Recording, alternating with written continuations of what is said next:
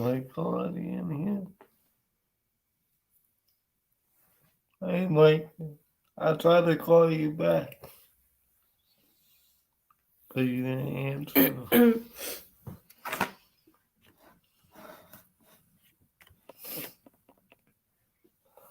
I look like a mess. No, you don't. Your thing might be coming soon. It's at 3 stops away.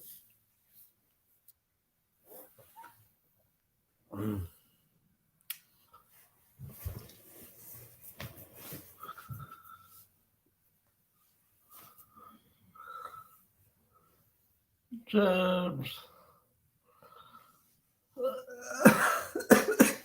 Babe. You okay? Mm. Oh, okay. How you doing, Jobs? Hi, Garen. How's your dad, Jobs? You know Jobs' dad, like I don't think I heard. Ron T. That's his dad? Yeah, Why does nobody tell me this? I thought you knew. No, don't nobody told me that. I didn't even know until Scab said it. You got me out here thinking this is two completely different people.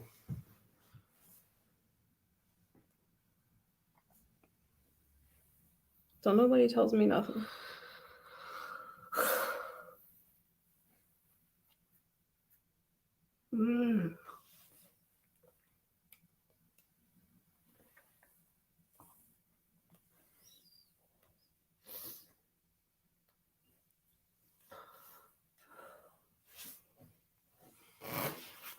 But you can't open it though. Why can't I open it? Because there's another thing in there. And that's for you too. Well, because I'm patient. I can wait until Christmas. Yeah. I'm like somebody. But you can't wait for the.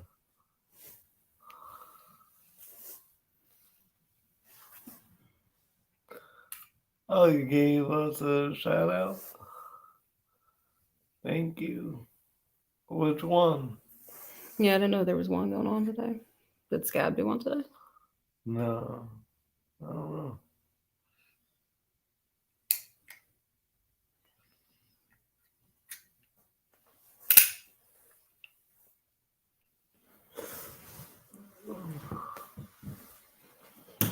Damn couch.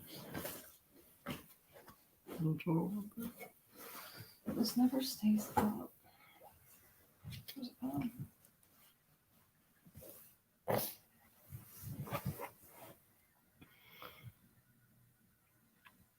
Matt Pasquinelli. Huh.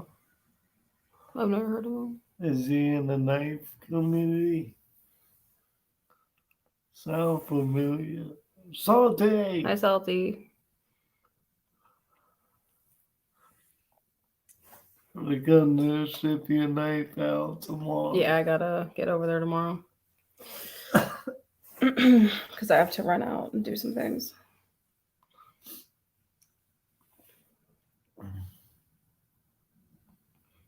I should probably put a warning out here now about what the subject matter is going to contain. I guess I could do a trigger warning. There's going to be some pretty graphic shit that I'm about to tell you. Well, not. Not like overly graphic, but in what I'm going to describe, yeah. I'll try and keep it. Once we get more people in here, you can tell them what this is all about. He teaches Sticky, who's like the Bojo walking cane. Ah. I don't think I watched them.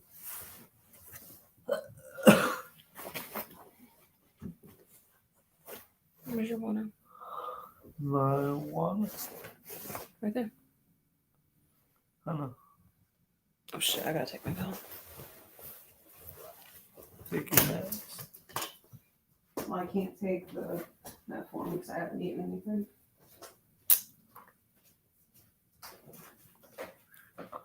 So I just got this little knife in the mail. It's like a wallet thing, credit holder, and it comes out. Little knife,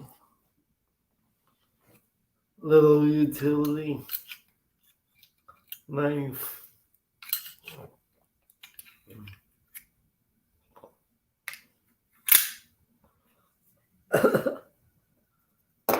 I just got a new belt, so I can start carrying some fixed blades.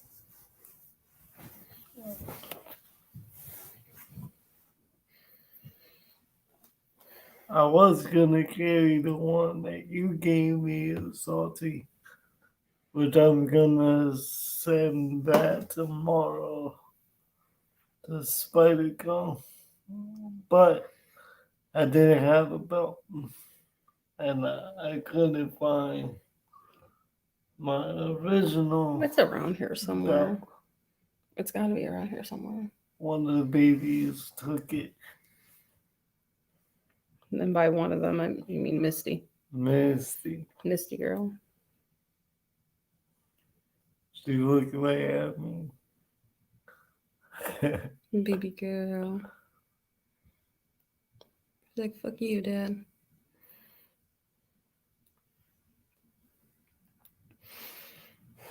Fourth person. Well, I wish you would tell you who is actually on. I know. Well, I want to give you your knife, the salty knife, but You want a cough drop? do we have any? Maybe. Samurai. Samurai. The hell was that? I think that was one of the maids from next door. Okay. Everyday carrying old war bowies. Trust me, if that were legal in New Jersey, you'd probably be doing it. I've been doing a lot of stuff. I didn't stop you before. Don't incriminate your husband. You're gonna incriminate me on the line.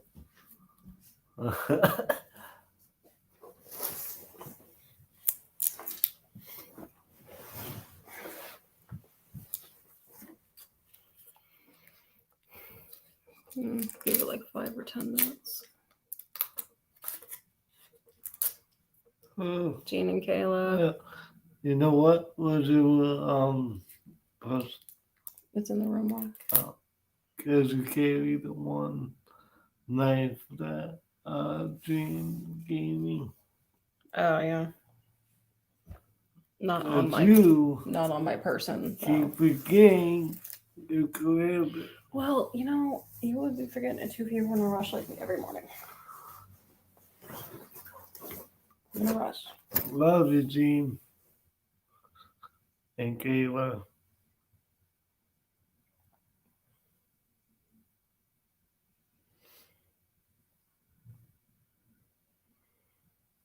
Give it like 5 or 10 minutes for everybody to come in. Yeah.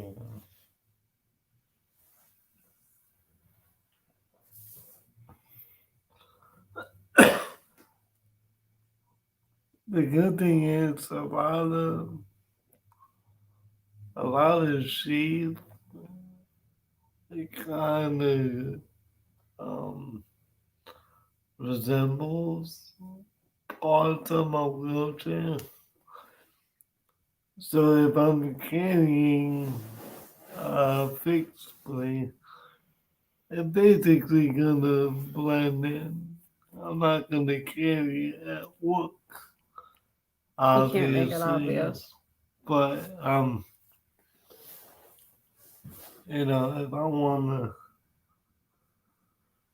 if I wanna go to the store with the fixed plate, then I'm gonna do that.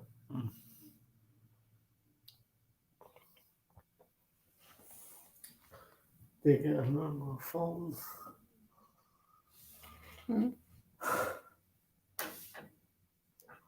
I left my phone in my man purse. Your man purse? Yeah. I ain't getting up again. That's right here. Uh,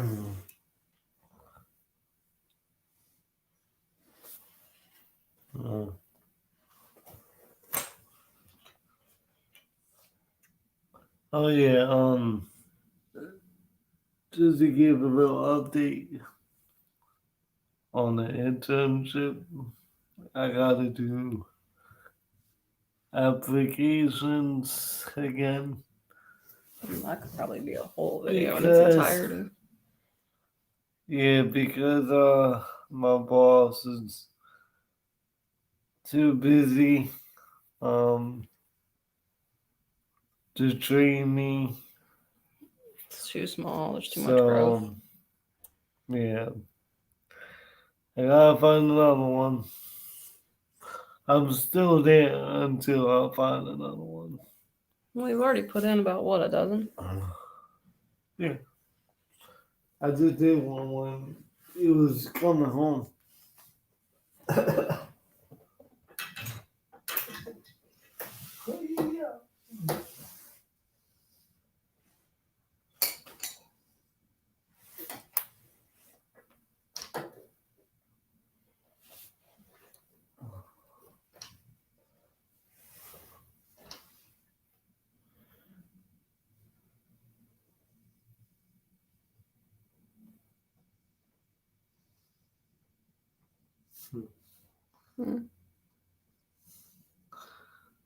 I said everything good there. He put yeah. I still want to know what happened. That doesn't sound good. I still want to know, like, what everything happened. Yeah. I'll find out on Friday.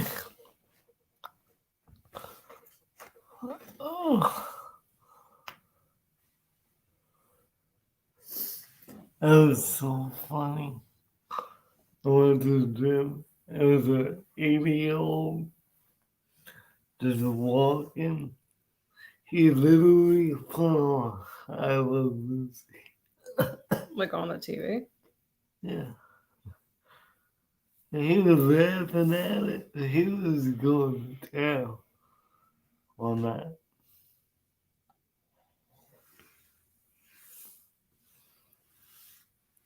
I don't know if we're going to get any more. Are you okay? Yeah, I just got mucus. That's all. You worry me. You worry me. Why? Because you're beautiful. Is Tina showing up? I'm going to email her real quick.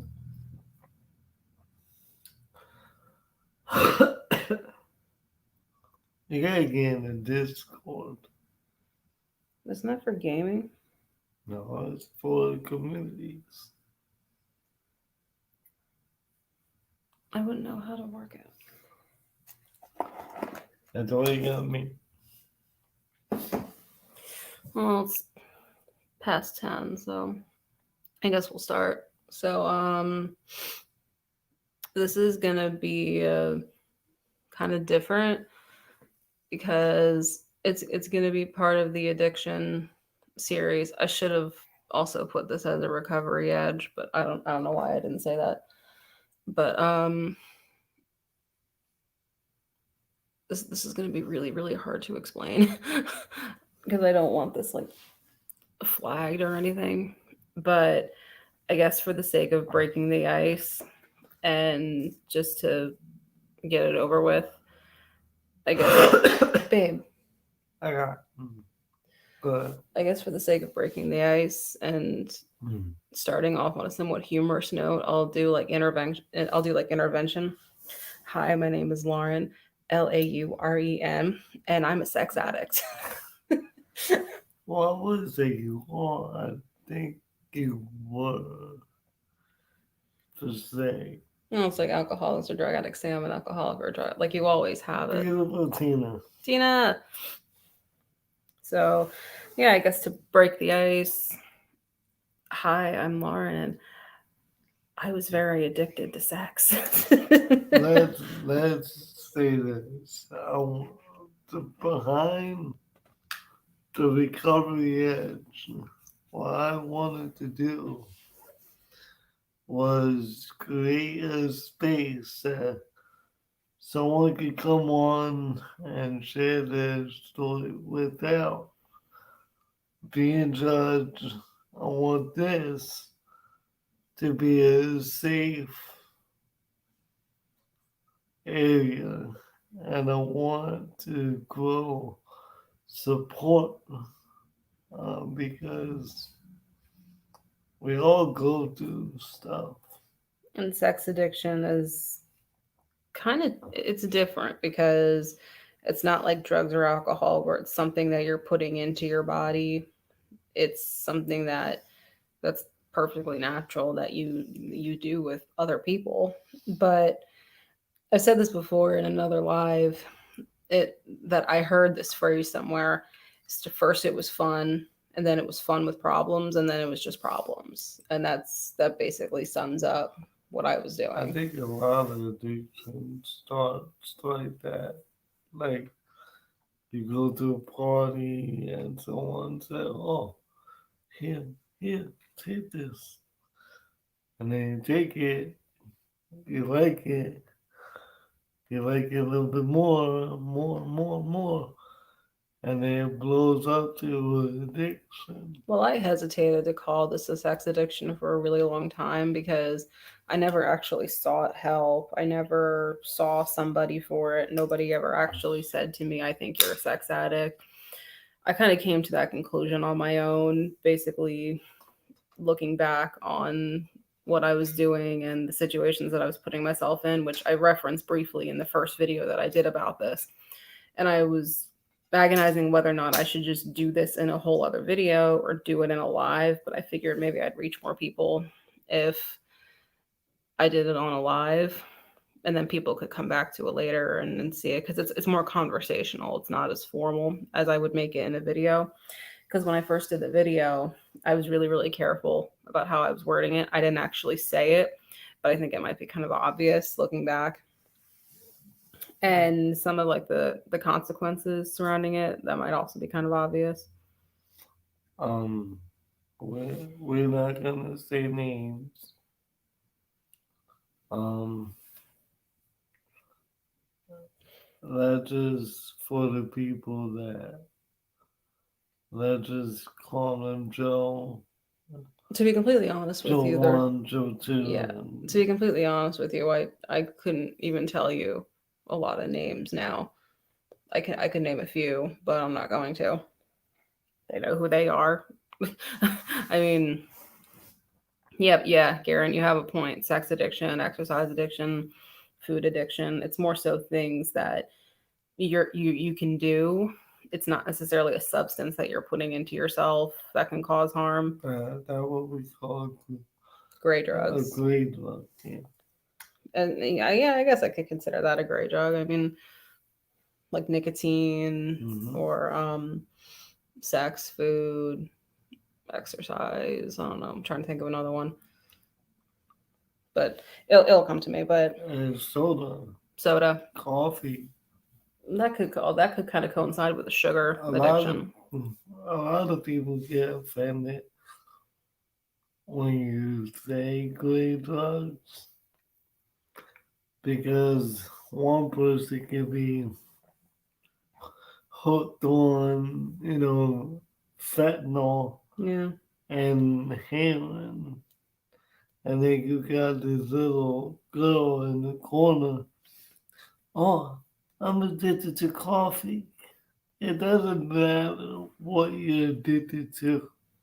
If it's harmful to you, then it's harmful to you. Yeah, if it's an addiction, then it's an addiction. Nothing else matters.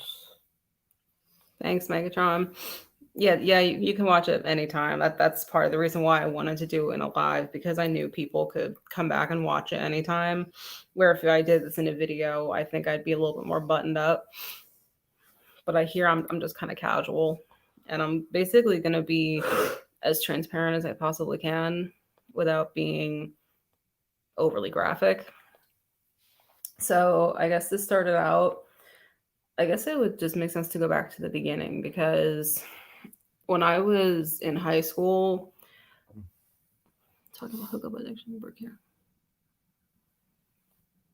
In my case, yes, Mike. In my case, at least. And doing this, I'm gonna be asking you questions just to Basically pretending like this is another Recovery Edge episode. I would ask a client. Yeah. So I guess to start it out, when I was in high school, I was with my ex at the time. We met when we were about 16 and a half. And I had absolutely zero interest in sex or hookups or anything of the sort. I actively avoided it. I didn't want anything to do with it. And you know when you're in high school, every kid is like this. Oh, dude, you haven't gotten head yet. You're a fucking dick. Like you haven't done this with your girl yet, and then on the girl side, oh my god, you haven't given a hand job yet. Like, come on. And then wasn't there that whole phase in like the early 2000s of teenage girls walking around with colorful rubber bands? Yes. And that was like a whole news documentary too. Like, oh, green means oral sex. Red means full-blown intercourse. I remember that. People made such a big deal about that. That wasn't even a thing. I remember. At least here. Like, yeah. I remember I broke one off of. Yeah, and if you broke one, you had to do it.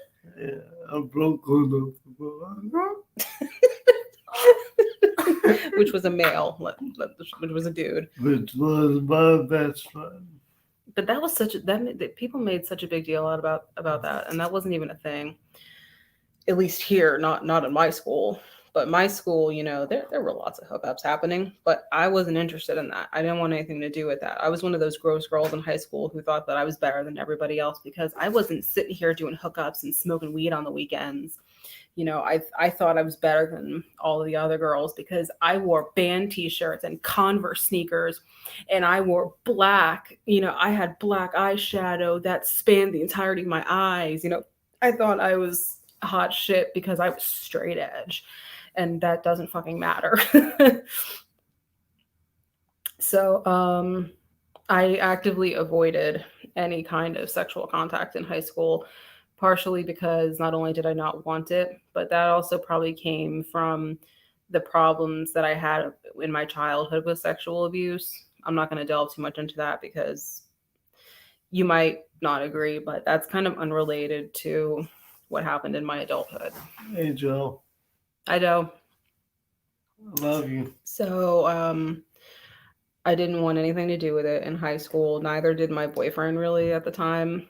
We didn't really care about all that stuff. We were just kind of content with doing our own thing and going to the movies on weekends and stuff.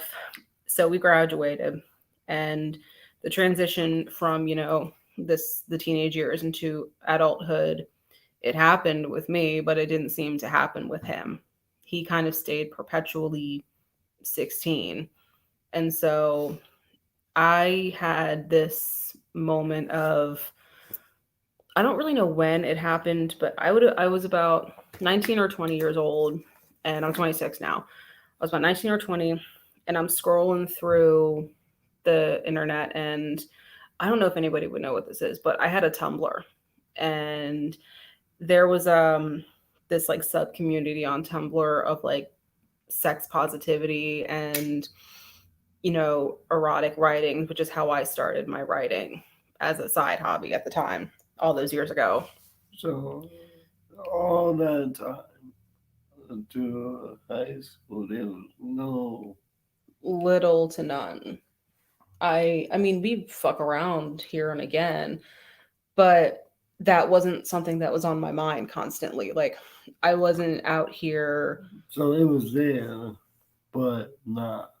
We weren't having any kind of intercourse, nor did we ever in these 6 years that we were together, because he had just very low confidence. He had a really low sex drive, and I didn't. And we weren't compatible in the end. And now you think he has a mental disability. Well, that's irrelevant. But basically, he was emotionally, physically unavailable and a perpetual child. And that's not attractive. You know, I was 21, 22 years old at this time, and I wanted more. And so I had, I guess, what you would call this like sexual awakening. And when I was about 19 or 20, discovering this world of sex positivity and a particular type of sexuality that really resonated with me. And I thought, oh wow, this makes sense. You know, I think this is me. You know, I'm not going to say what it is. It might be obvious what it is. I'm not going to say it though, because they're still children.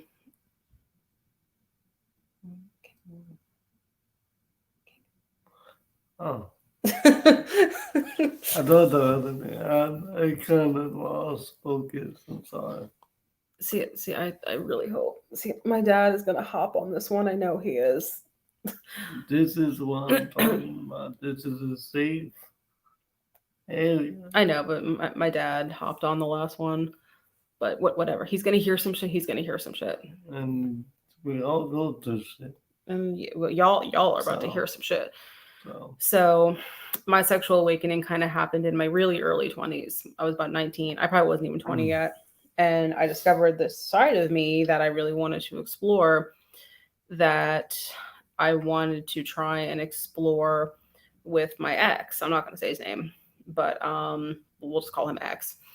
And he wasn't really interested in that. He wasn't really for that.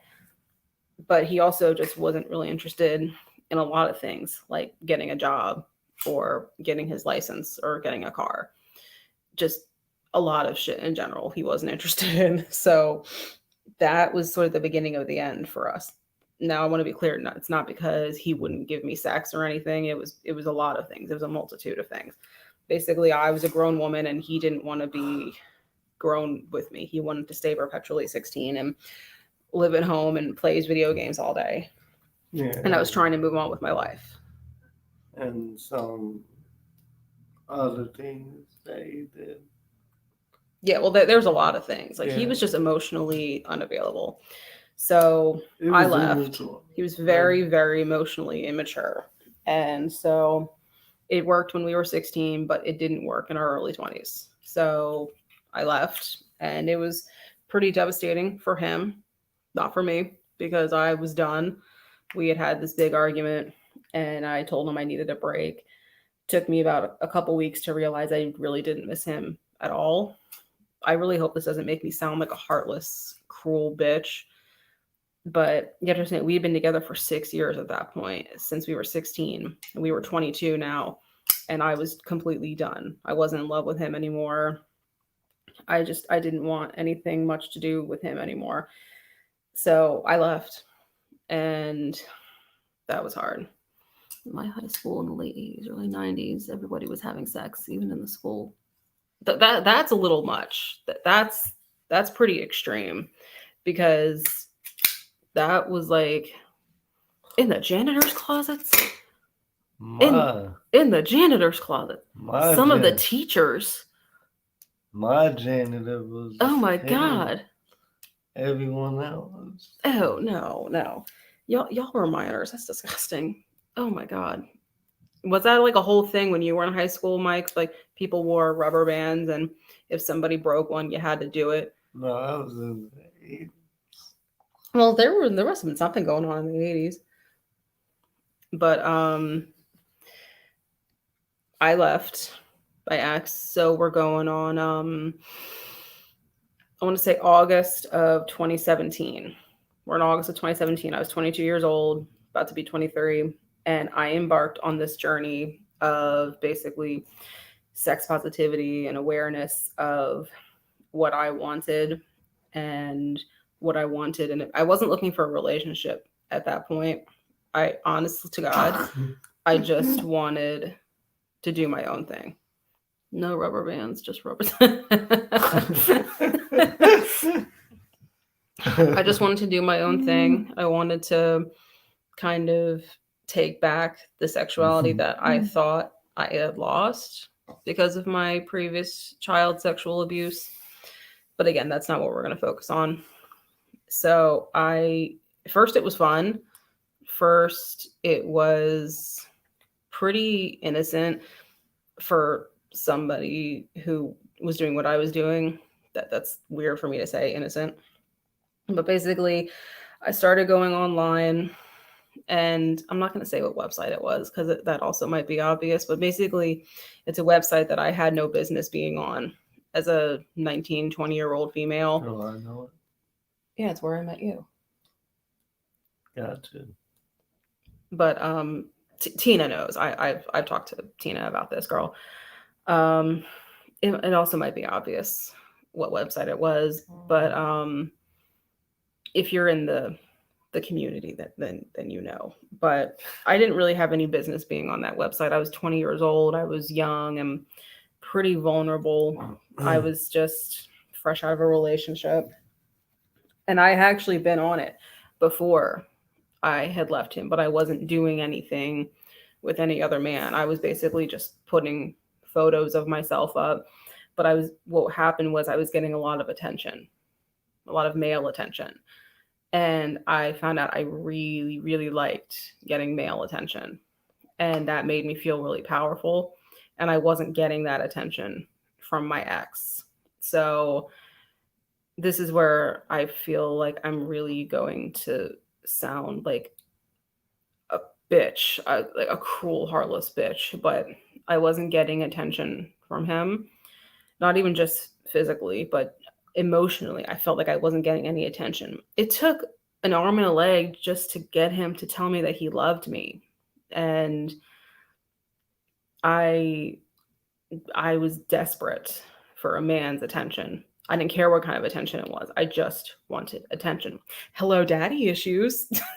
I mean, that was really what started it. I would post pictures of myself on this website, and you can guess what kind of pictures they were. I had a box full of lingerie in my closet. Now, I was still living at home at this time, so I had to hide it. Not like I lived in a religious house or anything, but I didn't really want my sweet mother finding all that. So I had a box of lingerie in my closet. I pull it out every other night or so, do a little photo shoot in my room, post it, and I would just watch the comments roll in. And for the first time in my life, I felt pretty. I felt sexy. I felt desirable. And I felt like, oh yeah, men do want me. I am attractive to men. But it also, I think, sort of planted a seed in my head of saying, this is how you get men to pay attention to you. This is how you get anybody to pay attention to you. If you can put out something like this, you'll get some attention in return. But I didn't learn till later that this isn't the kind of attention that really I needed. But in my mind, I would make excuses for it, saying, well, I'm empowered, I'm going to do this and that. And yes, this is empowering, but if you're using it correctly, because I'm not discrediting sex work. I'm not discrediting people who use OnlyFans or people who are, strippers. I'm not discrediting that. That you do you make that money. You go on, you do you, girl. Like more power to you. Or guy. Or dude. But the way I was using this, I guess you could say I kind of weaponized it. And I used it as a way to make myself feel better about myself. And then it did turn into me trying to find someone because I was getting lonely. because I could only post pictures of myself and tease men for so long. I wanted an actual man to tease. Did you feel in control when you did that? First, I did. First, I felt like I was taking control of my body and my sexuality because I'd previously felt like it had been taken from me. So you didn't, before, you didn't feel in control. I didn't feel like I was in control. I didn't feel desirable or sexy. I felt like blank. Like I felt like I wasn't anything if I wasn't. This is really, really hard to explain. Like I kind of went from point with me, I have a very all or nothing personality. So in high school, I wanted nothing to do with sex, didn't want to think about it, didn't want it. And then in my adulthood, that's all I wanted. So I'm either one or the other. I'm still that way. I'm working on it. But I felt like at this point, this was the only way to take that back. And yes, this can be a way to take back your sexuality, take back your body if you've felt like you've been taken advantage of or abused in the past. This is absolutely a way that people do this. I know for a fact people do this. It's no different than in my personal, I got tattoos and I got body modifications to regain the feeling of I am in control of my body. You were doing that for you, though. At first, I was doing this for me, but but then it became I'm going to do this for other people because this is the only way that I can feel anything. And that's what it turned into. So, but in the early days, I was just having fun. I was just being myself. I gotta sneeze again. No, I don't. If I look into the light, I will. But I was just being myself. I started a lot of online correspondences with men. I don't know how many. I truly don't. I don't remember. Some of these men were old enough to be my father and older, and then some. A lot of these men didn't even live in this state, let alone in this country. Some of them were really, really disgusting.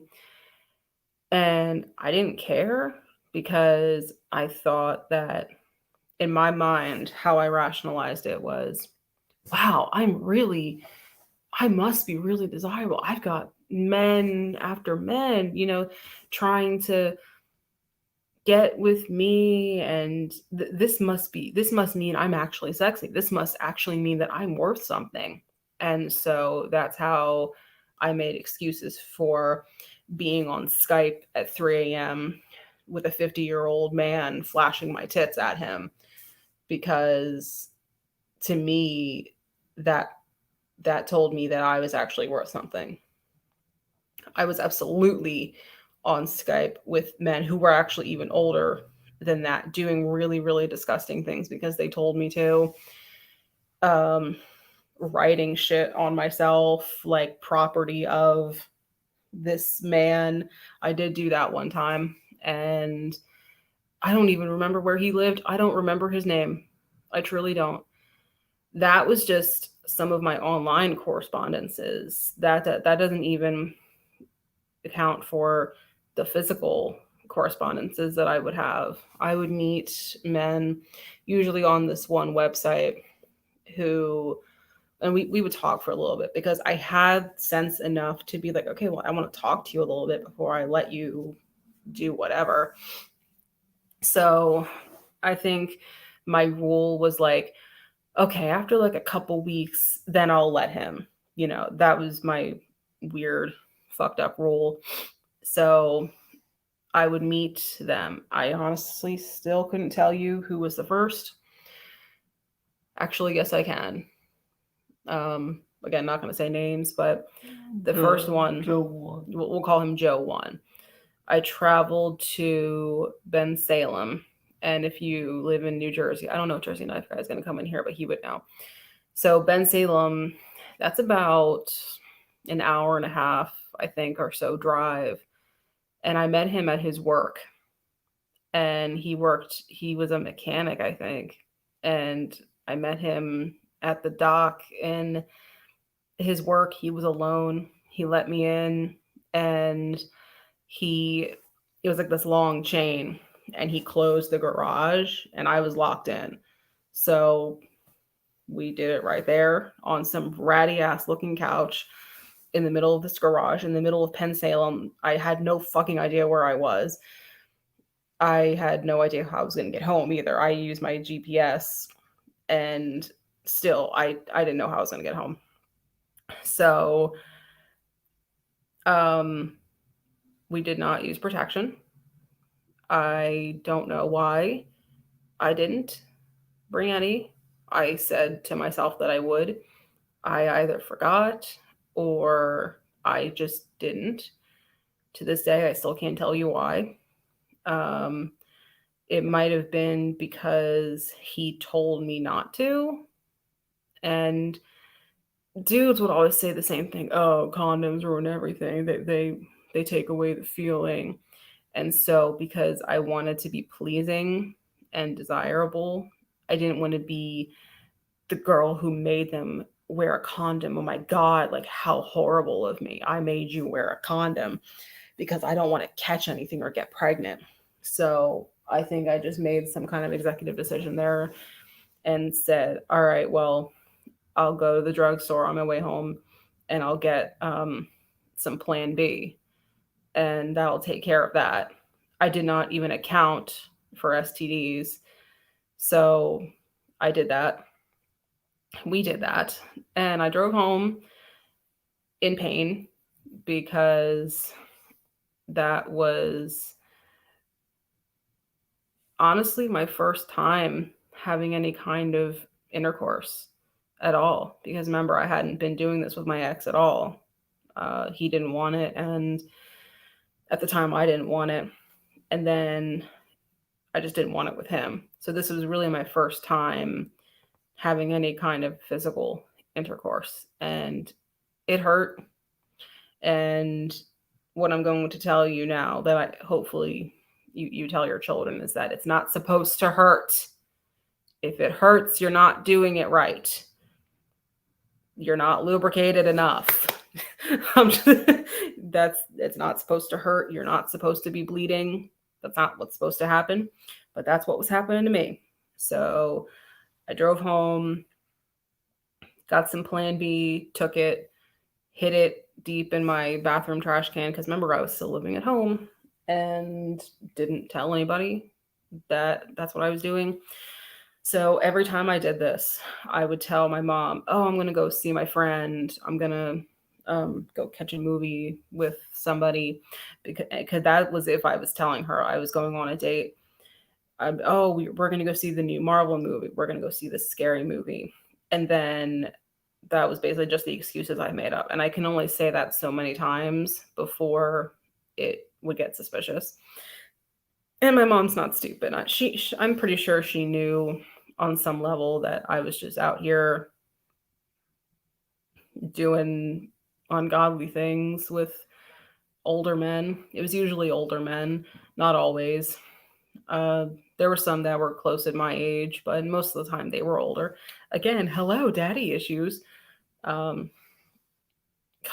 really hope my dad doesn't hop on this. I really hope he doesn't. If he does, oh well. If he does, oh well. He got problems too. Oh yeah. Just like everyone else. I'm gonna see what Mike said.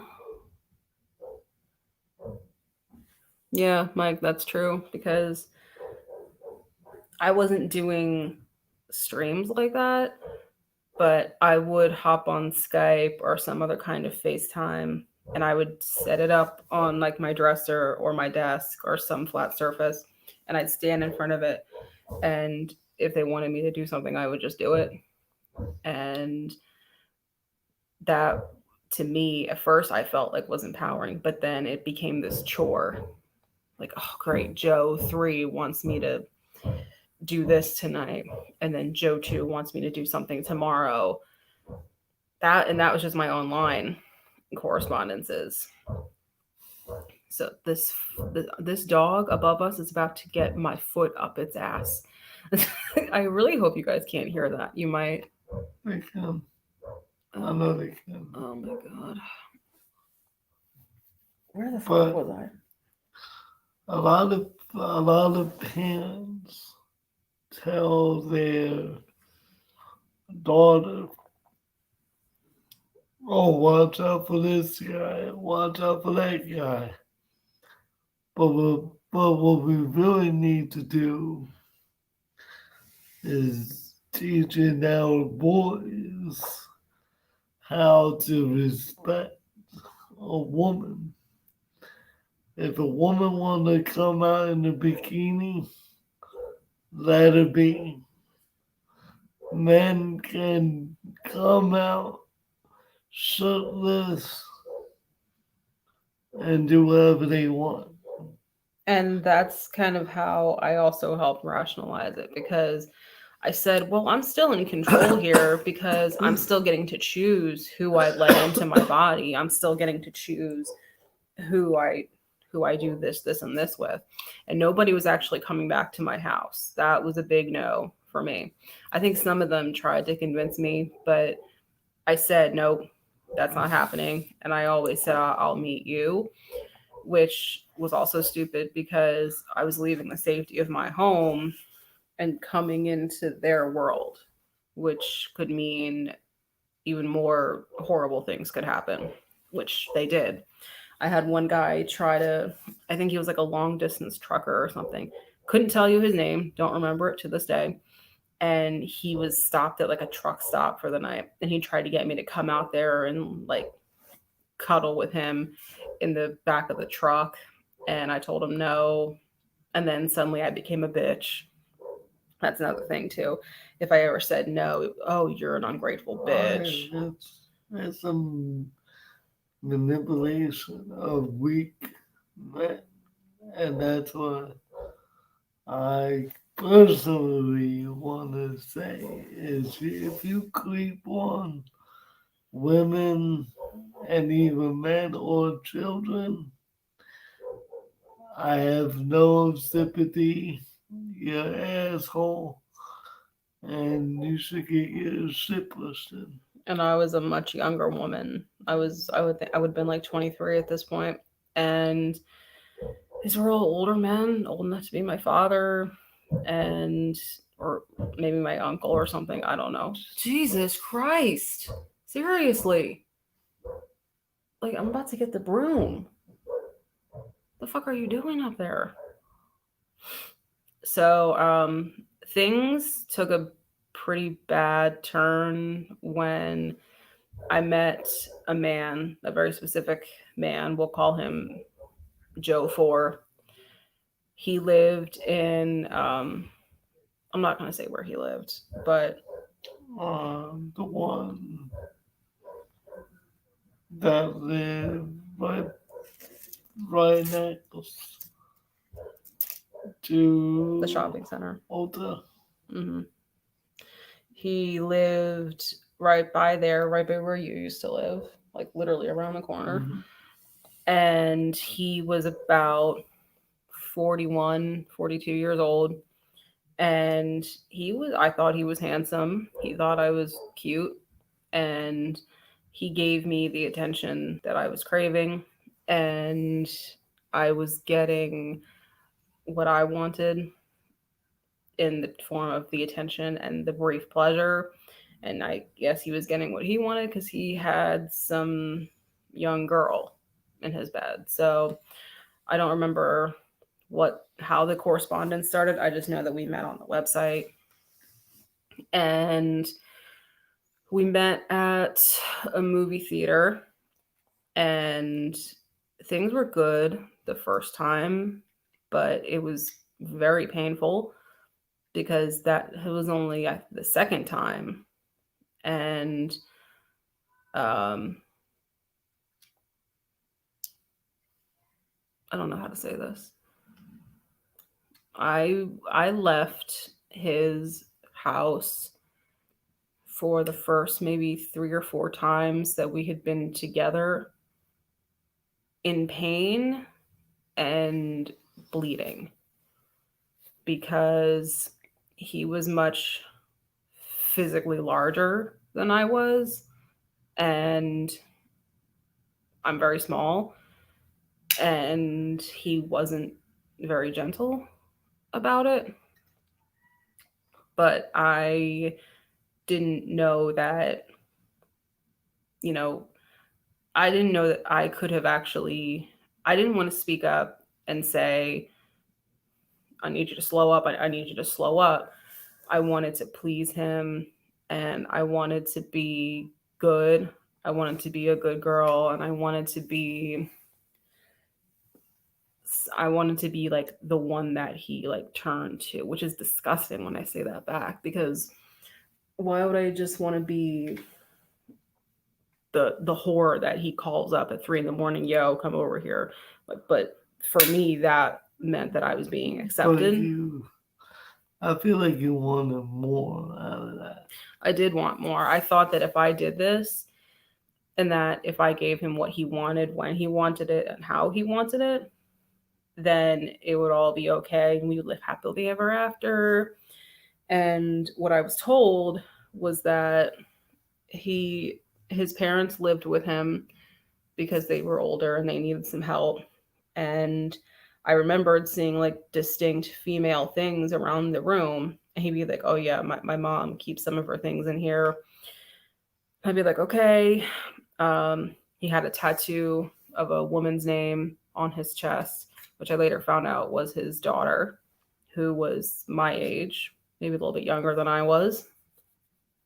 Still, I didn't tell him to fuck off or anything. But this man was different specifically because he was a constant among the throngs of other men that I was entertaining because he didn't care that I was entertaining other men. He didn't want to be monogamous or anything. He actually encouraged me to go meet and entertain other men because he liked hearing about it later. That was his thing. He liked hearing about what I would do to them and what I would let them do to me. That was like a kink for him. He liked hearing about it. So, but then he would always tell me like, "Oh, if it isn't good or anything, you can always come back to me. Like I'll give it to you better." Like he was just gross like that. But I took that in my naive mind as, yeah, he wants me. Like he does want me. And I thought that I loved him. I thought that it was all going to be okay. I know my mom didn't approve. I don't know how much she knew, but she knew I was seeing a man that was older and that I would go drive over there every so often, do whatever he wanted, and then leave. I wanted to see what Mike says.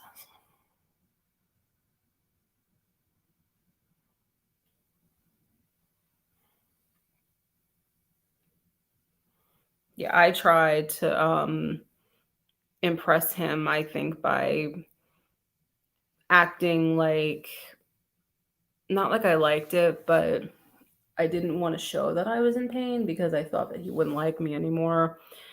So um, I wasn't really addicted to the sex itself. I was addicted to how it made me feel.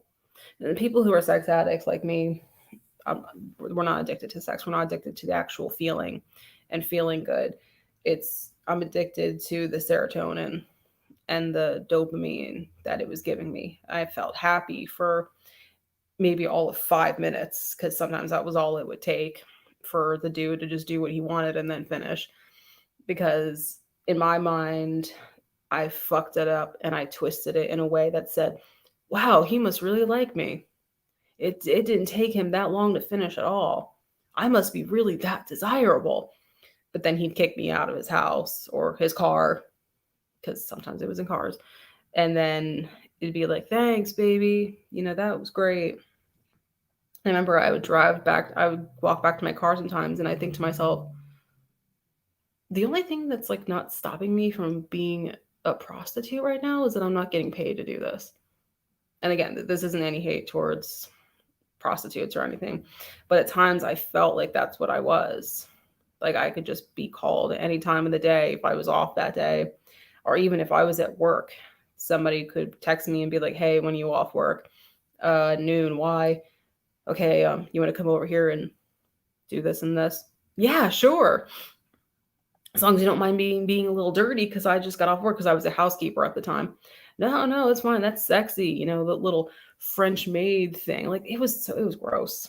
So I would still do it, and it'd make me late getting home. And so, but with this man in particular, Joe Four, he was always a constant in the throngs of the men, and things took a bad turn with him when um, I saw him one day. I was in the mall. I was shopping. I was shopping for some Christmas presents because it was November, so it would have been early November of 20, 2017. So this wasn't long after I left my ex. I met him not long after that. I met him there because he was just getting off work. I still know where he works. I'm not going to say it, but he drove a lot for work. So he asked me, "Where are you right now?" And I told him, I'm at the mall." And he said, "Oh, okay. I'm going to drive over there to you. Come over to my car." And I kind of got annoyed because this was getting towards the point where he was getting very, very demanding, and I was expected to basically just roll over and obey. And so I said, "Okay, I'll go to the bathroom or something and I'll freshen up." So I met him, and we parked in a more secluded part of the parking lot. It was the Deptford Mall, and we did it in the back of his van. And when I say van, it's exactly what you think it is. One of those really big black or white ones where you can load shit in the back. I don't know what you'd call that. Like a work van? Rapist fan. Yeah, I guess we can call it like a rapist van because that's what he had. And that's what he was. And that's what he was. Well, we're going to get to that. But we did it there, and I remember feeling this ungodly pain. And I remember I was laying there and I was closing my eyes, and I'm like, Jesus Christ, just be done with this, please. I just want to get back to doing what I was doing.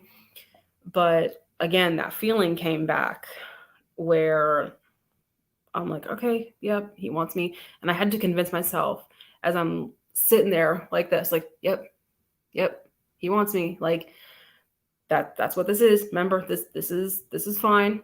Everything's fine. Like, and then this like huge pain hit me. So he was done, and we stayed in the van for a little bit to make sure nobody was watching. I don't know how we didn't get caught because we had done that so many times in public places, a public park, a public bathroom. One time there was this is gross.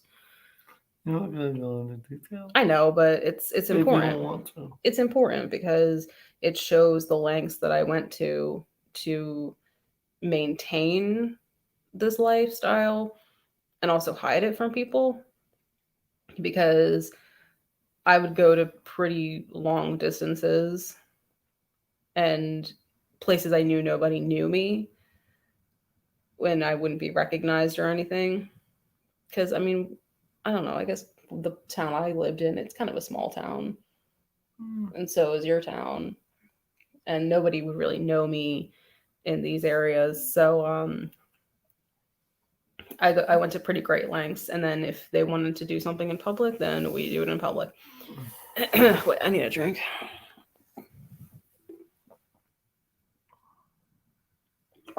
So, ew, did you put the watermelon powder? Oh my God, that's gross. No. I can still taste it. Yeah, it was a service van, Mike. You're right. He was a serviceman. It was black. And I felt this horrible pain.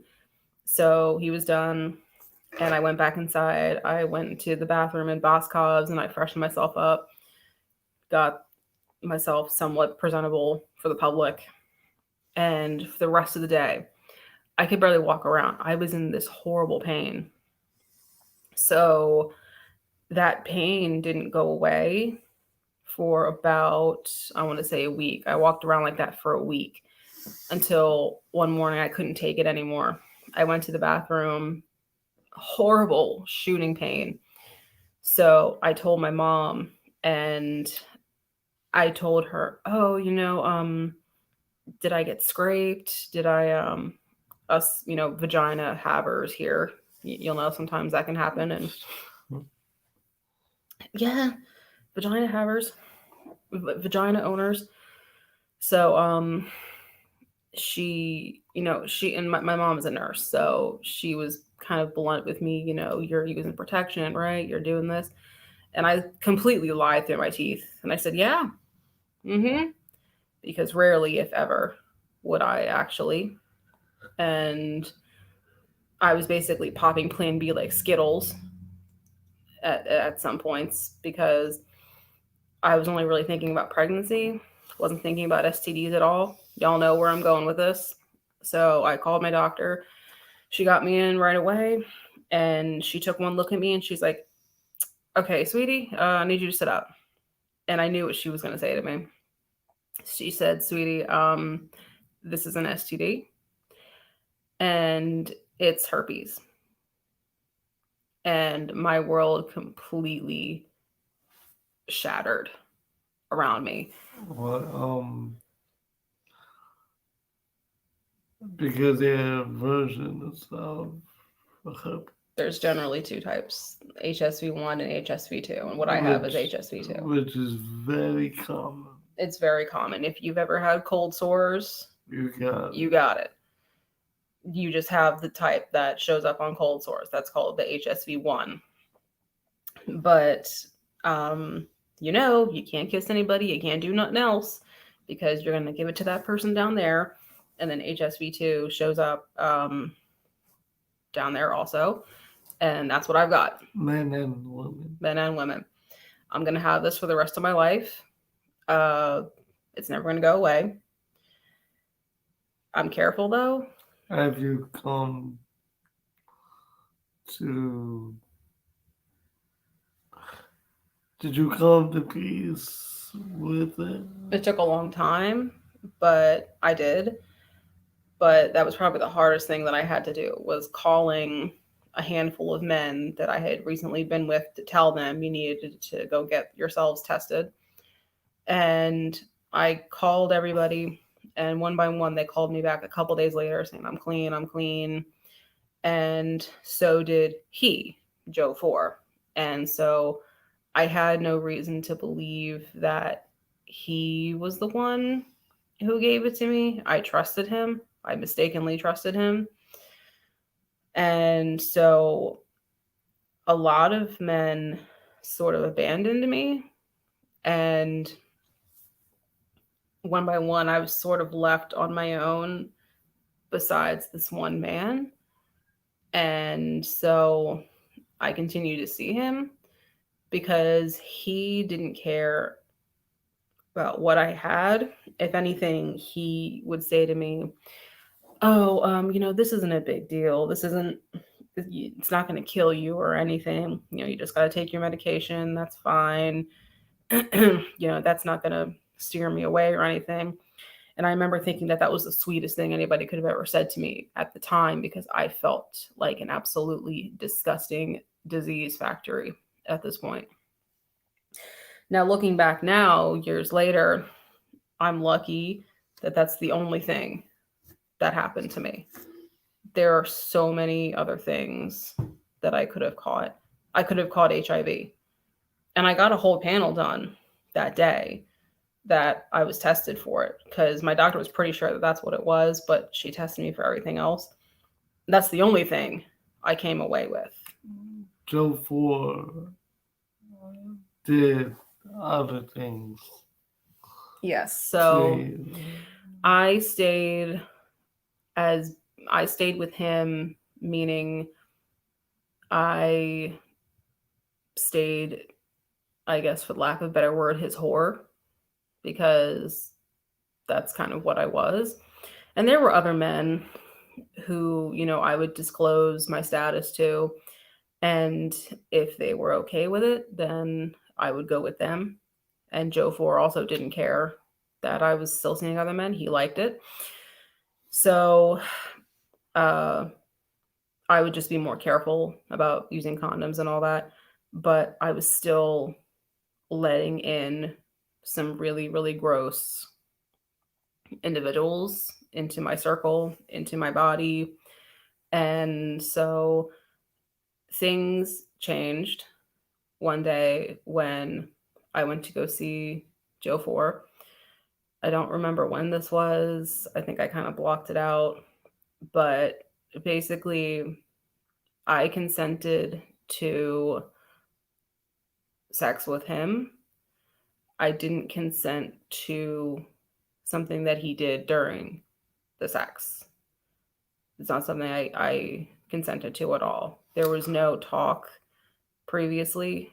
There was no conversation had about it. Which if you want to do anything with your partner, you talk about it first. If y'all want to try something different in bed. can I say something? Hmm. When a woman or a guy says no, that means get the fuck off. That's the thing. I never actually said no. I'm, I was physically. I know, but I just want to voice my. I was physically incapable of saying no because he had his hand around my throat and he was squeezing. And I did not consent to that at all, nor am I into that. But believe it or not, there is a right way to do that. If you read if you read and write some of the things that I read and write, there's a way to do that. So I was on top of him and he had his hand up like this, squeezing. And so I had both of my hands around his forearm. And I remember I beat on his forearm and I scratched him. I scratched him hard because at the time I had really long nails. And I think maybe he thought that I don't really know what was going through his mind, but I wasn't actually engaging in the sex anymore. I was on top of him, but I wasn't actually doing anything. I was trying to get his fingers off of my throat because he was squeezing right in the middle of my throat, which is where your windpipe is. And so finally, I gave him like one last hit and I started gagging because he had his thumb like on a certain area on my throat that stimulated my gag reflex. And I almost vomited on him. And I remember thinking to myself, if I vomit on you, you deserve it. And so finally, he threw me off of him because he didn't want to get vomited on. And I'm coughing and I'm choking and I'm trying to like get myself back to like breathing, right? Like I can breathe, right? Like he didn't just crush my vocal cords. And then I feel him climb back on top of me and he just keeps going. So I'm lying there on the bed. I distinctly remember like how the comforter felt, and I'm looking at the wall and I'm just waiting for this to be over because I'm absolutely done. I can't take any more of what he's doing. And he would do that thing where he would say, "Oh, does that hurt? Does that hurt?" And then he'd be like, "Good." And then he'd like slap my face or something like that. Again, this is all nothing that I ever consented to, nothing that we talked about previously. If that's something that you do engage in with your partner, it's got to be talked about, brought up again frequently, and there's nothing wrong with checking on your partner during the actual act, making sure that they're okay. That never happened to me, even once. Not once did he ever say to me and stop and say, "Are you okay?" Like, because I don't think it would have taken an idiot to know that he was like, if he's looking down at me and I was completely not there, it wouldn't take an idiot to know that, something's wrong and he should have stopped. So, what he should have done, if he was actually like a real kind person, he should have stopped.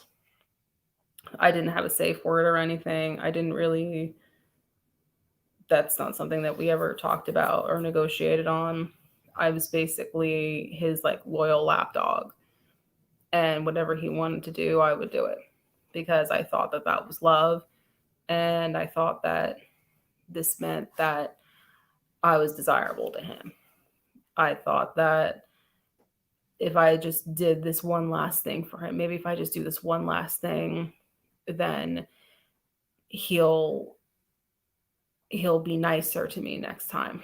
And he wasn't always a monster to me. He wasn't always this cruel person. There were times he could be really soft and gentle. Manipulation. Yeah, that's like the classic abuse cycle. I'm gonna hit you. Oh no, I love you. Well, he never actually told me he loved me. I'm just. I told That's him. what they do. They hit you. They fuck you up. Oh no, I love you. Come back to me. Yeah, I would tell him I loved him. And there were times where he'd hold me and he'd snuggle me, and he was a real big dude, and so I would hold on to him and I didn't want to leave him, but he'd just be really soft and gentle, and then the next time I'd see him he'd slap me so hard I'd see stars. Do you remember being at the mall with me and you told me that? Remember what I said? That you'd shoot him if you ever saw him. That he needed a knife. It was dope. Yeah, well, you said that and like a And myriad of other things, where does he live at? and I told you where he lives. I still know where he lives. And I contemplated like driving up over to his house and just sitting out there and staring at it to see if he'll come out so I can like intimidate him. But I'm not going to do that because If I'm sitting here as your husband and I'm trying to like come up with questions, but I'm beyond pissed. and you know this story, I know everything. but hearing it like it makes it Knowing worse. everything, I want to go. I'm a good guy. I'm a counselor, but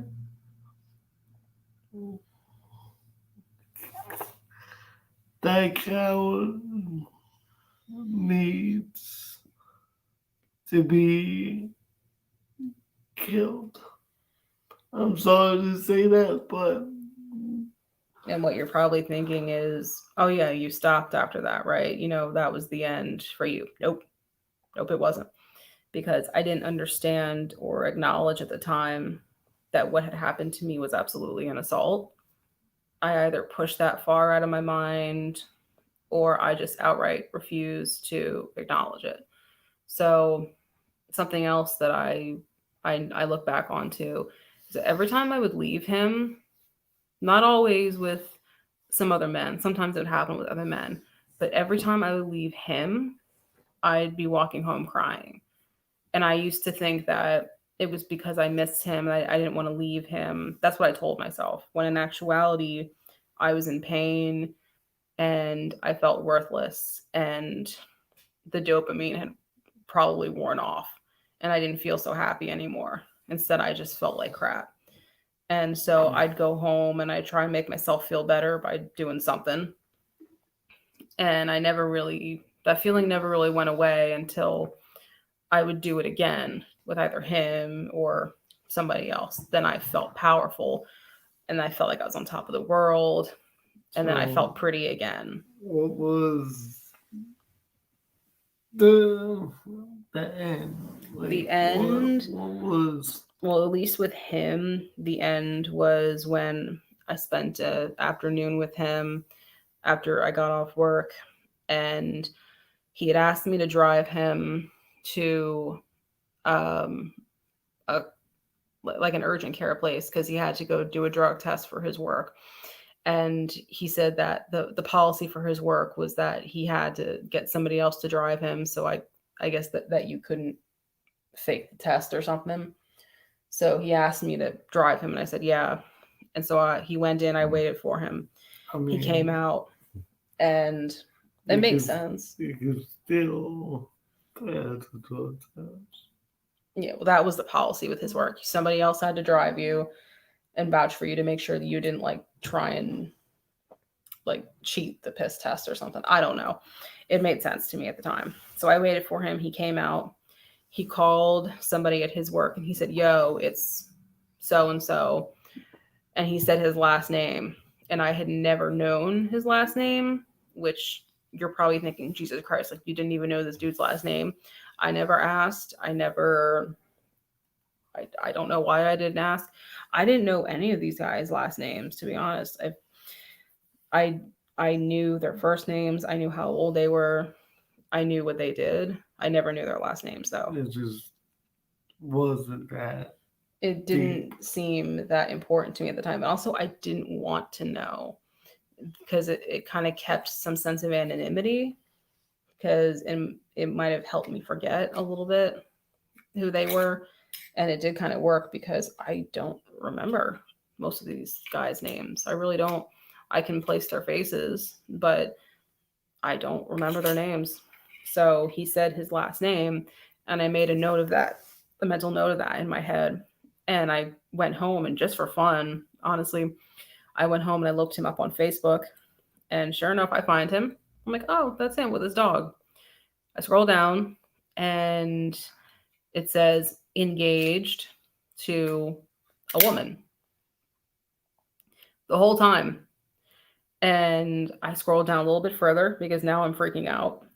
And there's a photo of them together. And I'm looking at the comments because his page wasn't private. And I'm looking at the comments, and someone had, I think that day, commented asking, "Oh, when is the wedding?" And it had been like 3 weeks after this day. So this would have been about, I think, May. So I think sometime before I met you. And I texted him and basically ripped him a new one. And he actually got mad at me. How did you find out? How the hell did you find out my last name? Like he didn't want me to find any of that out. Then it all made sense why I would see women's things in the house. I could smell lotion in his car if he would pick me up in his car, because sometimes he wouldn't pick me up in the van, he'd pick me up in a car, and it smelled like eucalyptus. And to this day I still don't like that smell. And there'd be like women's clothes in a pile in the corner, which he would tell me, oh, that's my mother's. And it was completely naive of me to think that there wasn't somebody else. But at times it was her car that he was picking me up in, because that's why I could smell it. It was her house. It was her bed that they shared that he had assaulted me in. And I still know this girl's name. I contemplated messaging her, telling her, but I didn't. I decided not to because I felt like that wasn't my can of worms to open. Some might disagree, but I contemplated in my head if I ever seen him in public, I'm just go up to him and be like, "Good job cheating on her," and then just roll away. I don't even know if they're still together. So I broke it off with him, and he tried to get me to come back a few times, saying, I'm sorry, this is a marriage of convenience. We've been friends forever. She needs health insurance. I need a place to stay. Um, which could have been believable, except that later on, I went on his Facebook and I saw their wedding photo. And it was them like running down the steps of the church and people throwing rice at them and everything. So if it was really a marriage of convenience, which is really fucking stupid. He thought I was stupid. That's a waste of food. He thought I was stupid. He thought that I was just this loyal little bitch, basically, that would just do whatever he wanted. And I did for like the better part of a year. I'm telling you, if I ever see him, Well, do you know what he looks like? Have I showed you? Well, finish this. Well, basically, that was the end with me. I was done. So that was in May. That was in May before I met you. And then you met me in August. Mm-hmm. And I had this sort of moment with myself where I said, this needs to stop. Not even just him, but in general, because you have to remember, still in the midst of all this, there were still men. There was still this never-ending line of men. Not with me. Not with you. But around May, I had this talk with myself, and I said, if this doesn't stop, I'm going to either end up in a ditch on the news saying that I'm deceased. I'm going to end up with another disease, or I'm going to end up pregnant, and I won't know who the father is, because there were times where it was multiple men in a day. So I said, this needs to stop, because I'm going to end up dead, pregnant, or almost dead, because I'm going to contract another disease, basically. So I quit this website. I deleted it. I slowly blocked all the men whose contact I knew I still had. And some of them were still messaging me, even though I hadn't been with them in forever. So as they would message me saying, yo, what are you doing? I would just block them. And then I went through that summer not doing anything, basically just being myself. And I was still working my job. I was still a housekeeper at this time. And then I met you. Hey, Dream Creations. So then, love your videos. Yeah, I met you actually on the same website. On the same website, and I don't know really what possessed me. Because stalked me. I did. It was a little weird. I said to myself, I'm done. I'm not doing this anymore. But I wasn't really posting anymore, but I would still just peruse and, look at photos and read stories and stuff, just kind of in the background. And you showed up on like the New Jersey tab, because you could type in like what state you lived in. And do you have to close this? No. Do you want to close it? No. Are you sure? So you could type in what state you lived in, and then people who lived near you could come up. And I don't know what possessed me. I scrolled to your page. I stopped at your picture. I stalked your page. And I thought, wow, he's really cute. But I stopped myself because I found myself kind of going into that pattern again. Like, I'm liking all of his things. He's going to think I'm a weirdo. Did I have any personal photos? No. That's why I liked you, because you didn't have any weird dick pics. Thinking at me, they got 5,000 of them. But you were really intriguing, and then you messaged me. I think you messaged me. I did. I think you did. I remember I was outside sharpening a machete. I remember. I remember I was sharpening a machete for a client, and yeah, And then you just see all these notifications and yeah. spam likes. I don't know who messaged you first, but I think you did. basically it was something along the lines of, "Oh hi, I like your pictures," and then it just took off from there. Well, I was just out of a relationship.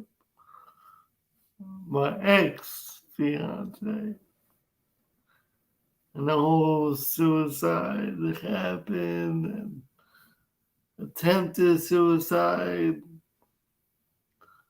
Then August came, and um, And then we met. Technically, I think it was actually late July. I wasn't like I wanted a relationship, but fresh out of a relationship, I just Well, we took things pretty slow. and then she got out that car, tough guy, went out the window. I didn't know what to say. She was so short, so cute. I'm not that short. She had some nice clothes on. Yeah, my sisters actually dressed me because I told them, "Oh, he's having a cookout. He's having a bonfire. What should I wear to a summer bonfire?" So Amanda literally pulled out like some jeans and a cardigan with a tank top and some like fancy sandals, and that's what she sent me. I feel bad because your feet got bitten up. Yeah, my feet kind of got eaten up by ants and mosquitoes and shit. I told you to wear the sandals, but that's a whole nother thing. Yeah. So you met me, and the thing that I want to talk about is now. If we're having sex,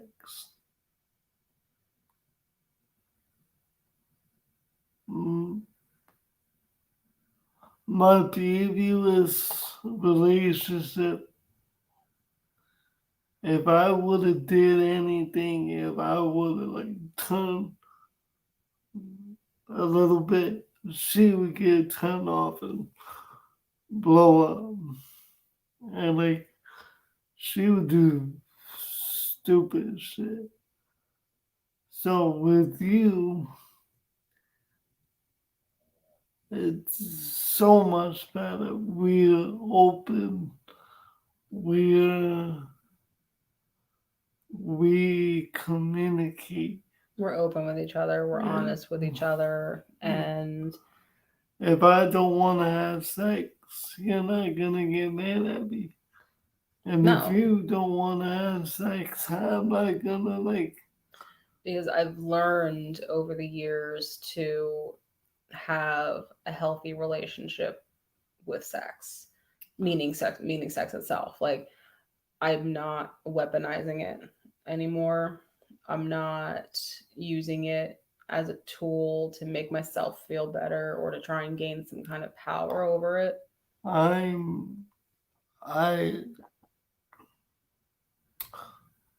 love sex. You know, everything about it. And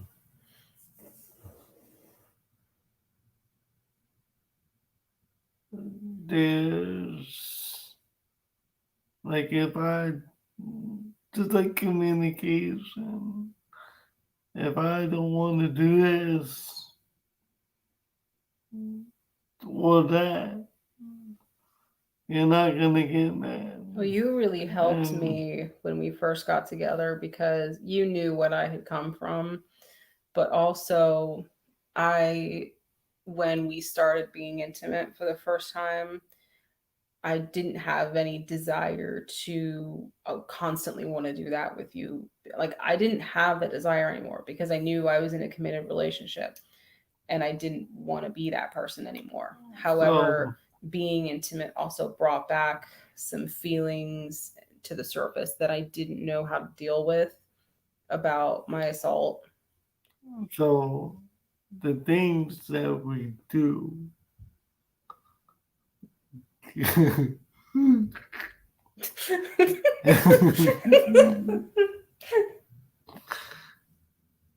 if I hurt you or you hurt me,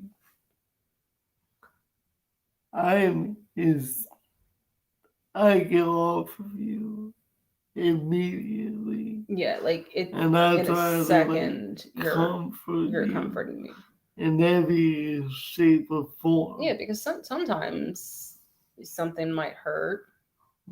With me, Well, because your hands are a little bony, and sometimes a bone might like dig into me or something. not to get too personal, But if I'm telling you this hurts, yeah, you stop immediately. because I respect you and I love you, and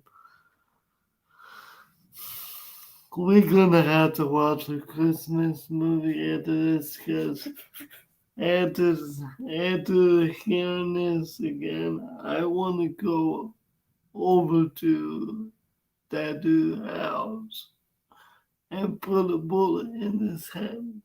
Well, going back on him, around the time we hit like our year mark, I think. So it would have been like 2019. I started having a lot of anxiety and not agoraphobia. I don't want to say that, but I didn't want to be out in public without you. That's what I wanted to talk about. Thank you. Finish. I kept saying to you, like, I don't feel safe in public. I don't feel safe. I kept thinking that I was going to run into him in public because at this point he'd been blocked from anything, any way to communicate with me forever because we've been together for about a year at this point. And it was just him I was worried about. I wasn't worried about any other dude. Every other dude I had known had been blocked, at least as far as I knew that I could recall. But it was just him because I knew he had the kind of personality where if he saw me in public, I knew he would try to say something to me or try and like follow me around to try and get my attention, or even worse, try to like physically approach me and touch me. And I didn't know how I was going to respond to that. So this was around the time where you started getting me to carry in public, doing like some EDC. The other thing is I wanted to talk about. Remember, I told you, because I have anxiety too, and being in the stores, raised. Yeah, same thing happened to me. So we created a phrase. Yeah, we created a system, like a safe word or something that like if we saw someone or something was going on, yeah, we would just say the word and we'd be out. Yours. I think mine was peanut butter. I want peanut butter. Yeah, because I'm allergic, and so that's not gonna make any sense. For me, it was I want wine. Yeah, because you hate wine. Yeah, wine is feet water, and it shouldn't be a thing. And I love wine. The devil made wine, and he put his feet. But those were our safe words in public. And this was before COVID. So one of our date days that we would do is we would go over to the shopping center in Cherry Hill and we'd make a whole day of it. Barnes and Noble, Ulta, the Home Depot's right there. The Christmas tree shops is right there. There's a Carhartt right there. The Cheesecake Factory's right there. We would make this whole day of it, just a nice shopping day together. have a nice little book date at Barnes and Noble, and we would just have fun. And we're still doing that. Like we take the extra precautions. Well, with limitations because of COVID. Yeah. And also, our social batteries tend to run out a little bit quicker now Yeah. because of COVID. We I get anxious. I'd rather just come home and watch TV. That's me. But this was a time where we like to go out and we like to do things and go out to eat and stuff. But I found myself being so hyper vigilant, and I would be looking for exits immediately when we got into a place. Be like, okay, how long is it going to take me to get out of here if something goes wrong? Like, what if I see him? How long? What can I duck behind? And I would go through all this in my head. And I told you, I want you to leave, and I'll take care of it. Yeah. And you made me feel safe, and you made me feel like I was protected. I started carrying around this point every day. And the other thing is, when you carry, it's not for the offense, it's for defense. Mm-hmm. And I think this was around the time you got me the pepper spray too. You bought me some pepper spray. You bought me And I told you, like, if anyone comes up to your car, don't show the knife. Yeah. Because if he's, you know, You taught me what to do if I was approached by a man, whether or not I knew them.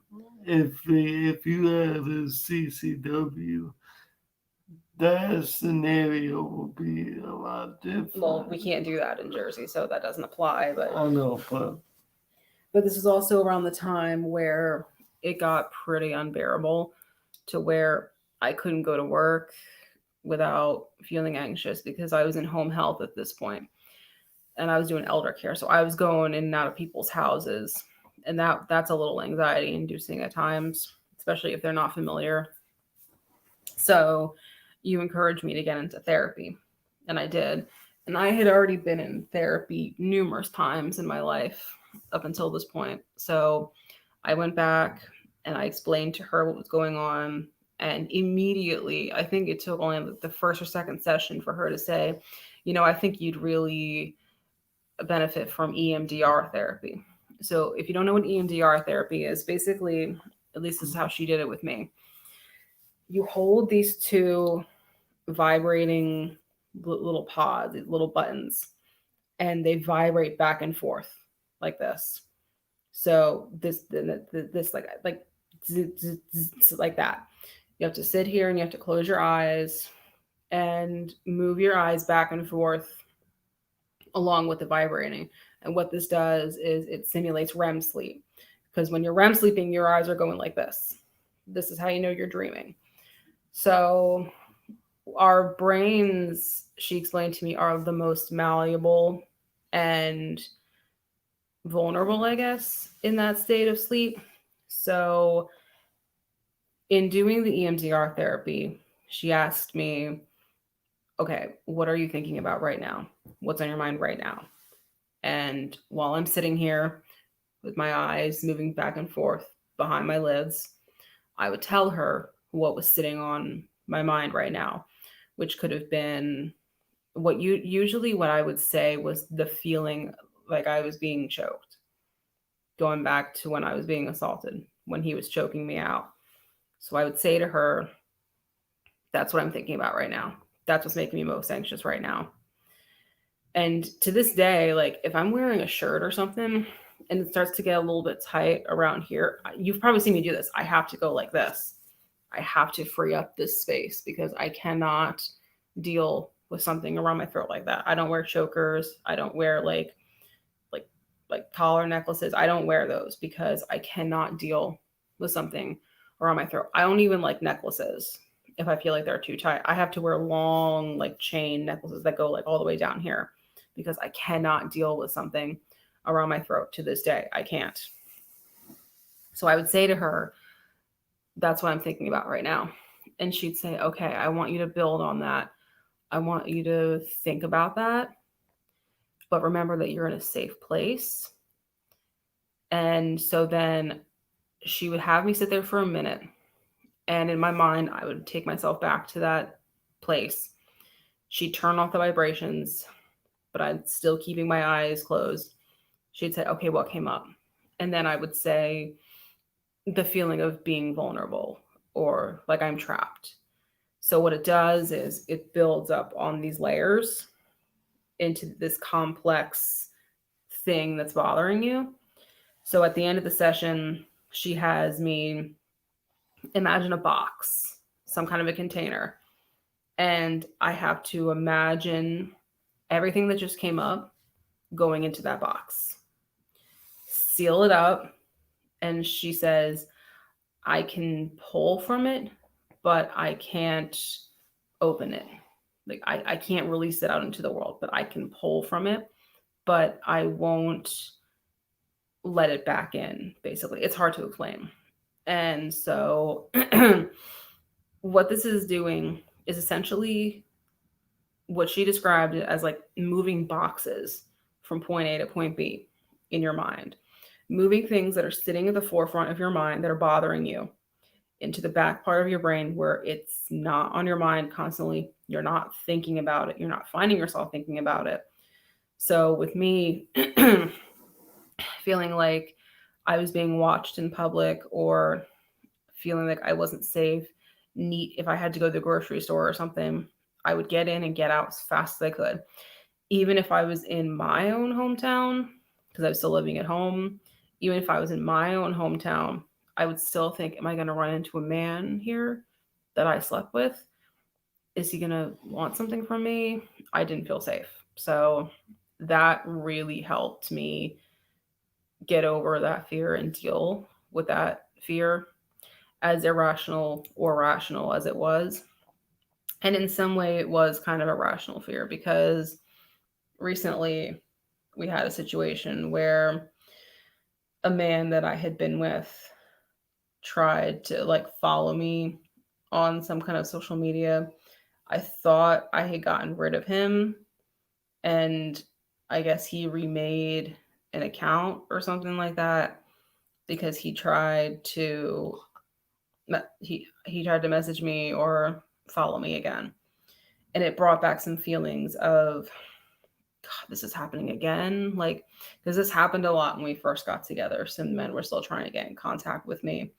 And I told them to leave me alone. I was in a relationship now, just go away. And it never bothered me. It never bothered you. I took your phone and I messaged him. And you told him to fuck off. Yeah. You basically As I promised you that I would take care. And in some way, I always felt inferior or like I wasn't worth anything because I still have this like slew of men out in the world somewhere who, for all I know, could start watching this. And knowing that they're out there and that I let them invade my body and use me and abuse me, and it's not something I'm proud of. I'm not proud of it, but I've dealt with it, and I've dealt with the fact that there's some really horrible things that I've done, and there's disgusting things I've let be done to me. Forky knows. I'm trying to do a live over here. Forky, blow the letter. No, he's been blowing fucking ass. I know. Today. I don't know what. Good boy. Good boy. But it makes me feel, to this day still, it makes me feel really gross to think about it. And in some toxic part of me, now, if you know me, you know I don't believe in virginity or the concept of virginity. It's not a thing. Virginity is just to control women. It's a social construct designed by men to control women, to make them feel like their dicks were important enough to change their lives. That's really what it is. Mm-hmm. But in some toxic part of me, I I used to say I wish I could have been I used to say untouched for you, and that nobody had touched me before I met you, because if it had been up to me, you would have been my first. And instead, my first was in some mechanic's garage in the middle of Ben Salem. I don't believe in virginity. Yeah, that's where the more either. rational part of me comes back and just like, come on, that's bullshit. Like, But I I stuck with you because I know you've been through a lot. And everyone said, "Oh, I want my knight and shining armor." I don't. Because if you're shiny and you're, all glowing, you you haven't been through the war. good point. I've been through so much. How can I relate to someone that lived with both parents, never got molested, never did drugs? I'm not saying that you wanted somebody like who had done all that, but you relate to me on a level that you couldn't with a woman in the past, because there's some shit that I had been through. Yeah. And that in a way we support each other. Yeah, I always say the most beautiful people are the broken people. And I didn't even acknowledge that I had been assaulted until well after a year that we had been together. I told you about it, and I think you said to me, that's not okay. And so that's when I went to therapy, and I called you, I think, on the way home saying, I think I was raped. You were. And I started to Even unpack though that. you went there, even though you went there, you said, I went there of my own free will. okay. But in the moment that he put the wrong hands on you, that's when he raped you. Because I didn't consent to that. There were times where, and I said to my therapist, I remember, I said, I don't know if that's what this was. And she said, why? And I said, well, I went there of my own free will. I initiated it half the time. What are they doing? His bench pressing. Baby boy, I don't like it when you do that. Baby boy, stop. He makes me nervous. He makes me nervous when he does that because he gets stuck. That's why I get nervous. Baby need rescue.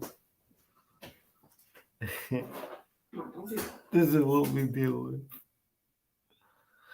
Missy got her little foot caught in the Christmas tree not too long ago, and welcome back, Jean.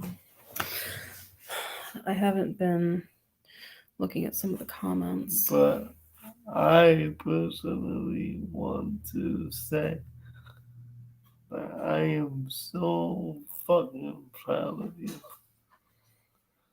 that you came on here and told your story. I wanted to. I've been wanting to for a while. Men can be abused. Definitely. So for women. Anybody can be abused. Anybody can be an abuser. Yeah. This person just happened to be a man who was older than me and somebody who I absolutely could find And I could definitely sit outside his house and sit there and threaten him. I'm not going to do that because that's not going to do me any good. I wouldn't. I'd be out there with a good old 9mm. Well, don't say that. This is going on in public. Should never molest you. Well, he did more than that. I mean, Yeah, that's my point. He should never did that. it was hard to admit that to myself. It was hard to admit that that's what it was, because I said to my therapist, I said, well, I went there, I initiated it some of the time, and he wasn't always bad to me. And she said, well, that doesn't mean anything. See that? Mm-hmm. You're a hero. See, I don't feel like a You're hero. my hero. I don't feel like a You hero. save me. Well, Every day you save me. From suicide to addiction, you keep me on my wheels. new wheels. I mean, my therapist explained it to me like this. She said, most of the time, a sexual assault, it's not like the movies, some dude sitting in a bush, like, like, it's not always like that. Most of the time, it's a man that you know, and family members, even someone who you've been in a relationship with. Police. Anybody. Anyone. Usually people that you wouldn't think. Yep. This guy was in the Army. He was a veteran. Maybe you motivated me. Would anyone want me to come out with my story? I think we should. Being molested and doing all the stuff that I did. I think you that's should. Similar to you. If I can do it, then you can do it. Yeah, you're right, Misty. It doesn't define who I am. It's a big part of who I am and kind of why I'm the way I am still today. But I'm not ashamed of it anymore. And I said to you this morning, like, I'm not afraid of no man. Like, no. I'm gonna go to the store, I'm gonna go to Target, I'm gonna get some goddamn food, and I'm gonna do that with a goddamn smile on my face because I'm not afraid somebody's gonna pop out and hurt me. Like, bro, I'm packing now. Oh. In the way that you can in New Jersey. For defense purposes. Ain't nobody gonna try and sneak up on me. I know shit. I know self-defense. I'm empowered now because of that. And that's what's truly empowered me. Remember that thing the NRA said? Baby boy. About women carrying, they feel more empowered. That you can go out and be able to protect yourself. That's what's been truly empowering. Now, don't get me wrong. I'm still very much empowered by my sexuality and how we are together. And because I'm no longer using it. We have a healthy, safe sex life. And that's what's important with sex addiction, because there are some people who choose to just remain celibate because they know that they can't. I'm going to go get you a package. Okay. There's some people who choose to be celibate when it comes to sex addiction. And then there's some people who learn how to engage in sex in a healthy and safe way without... I'll be right back. Without it impeding their lives in a way that's dangerous. What I was doing was absolutely stupid and dangerous. I put my health at risk, my safety at risk. I came away from it with an STD that I'm going to have for the rest of my life. But that's the only thing that I walked away with. I didn't walk away with a baby. I don't know how. Life lesson. I walked away with lessons. I don't know how I didn't walk away with a baby. To this day, I still don't. That could kind of be answered though, because I have polycystic ovarian syndrome, and so getting pregnant would be a challenge. So that might be a reason why I didn't walk away with a illegitimate child. But I could very well have been, to be completely honest, I could have been killed, because these were men I knew little to nothing about. This is how women end up missing. This is how women end up in trafficking situations, because there are men out there who seem very nice, very friendly, and tell you everything that you want to hear, and then you go missing. You're never seen again. I didn't end up in a ditch somewhere on the side of the road with strangulation marks around my neck. I didn't end up missing, and I'm thankful. I mean, I should have been more careful, but I've learned from it, and what I know is that I'm going to teach my child the same. I'm going to teach them how to protect themselves, because there's always going to be evil people in this world. But all I can do, especially if we have a daughter, and yeah, if we have a son too, but especially if we have a daughter. Hey! What was that? I don't know what the hell that was. Was that fart? No, I think that was a burp. What the fuck is going on with these two today? Piggies. What the hell's going on with these two? They look crack. They need to eat. Well, how about this? Why don't we leave this on a good note? And you, so everyone, your early Christmas. You're impatient as hell. No, you wasn't. Yeah, because you got yours yesterday. I got mine yesterday.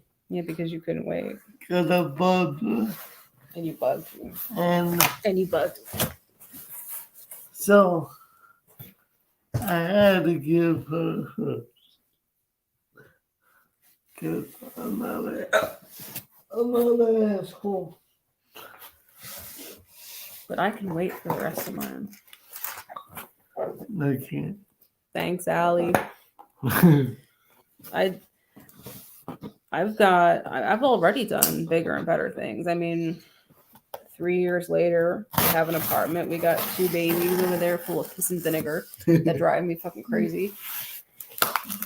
We're gonna have a house. We're gonna, at some point, we're gonna get married. And we're going to have a lot of healthy, safe sex.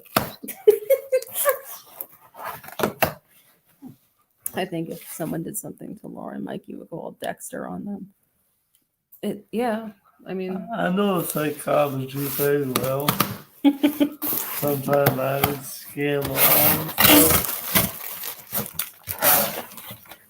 like it, hoodie. So I put it on. Yeah.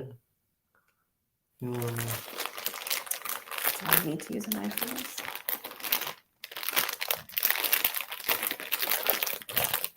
We'll totally make a show out of that, like you getting some kind of revenge. I'm gonna put it. No, if I got revenge, I'll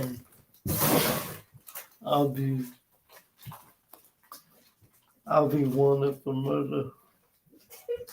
Just saying. Well, that didn't stop you when the hospital asked you if you wanted to be in a commercial. No, I got warrants.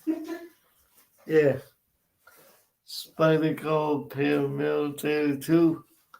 I was gonna open it with the dark knife, but it's like all the way over there. But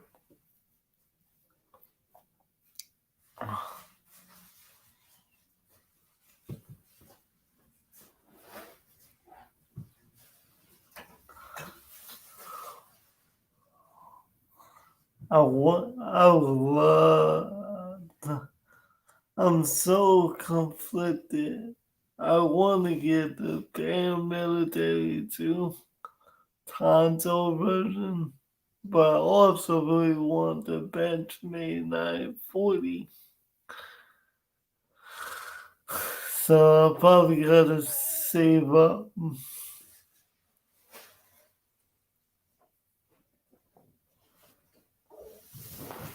This is ridiculous. This is fucking ridiculous.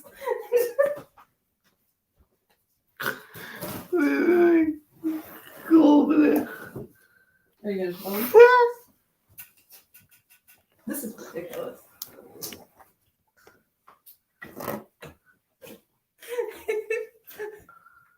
Does it have a hoodie? Yeah, it has a hood.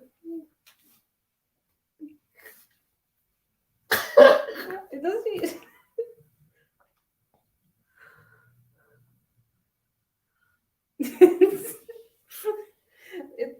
I could just wear this. It goes all the way down to my feet. You look like the people with the candles. You know, put your hood up. Like those weird people that do like crop circles or like pentagrams, and they have the candle and they go like monks. Walk real slow.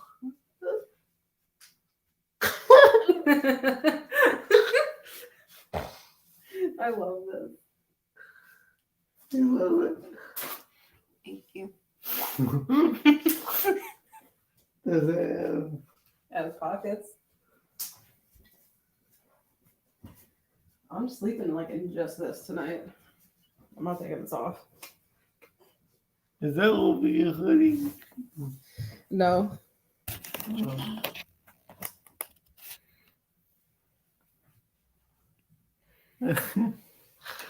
This is so comfortable. Oh, almost out of bed night. I feel bad I haven't been reading the comments. Salty, you want to trade?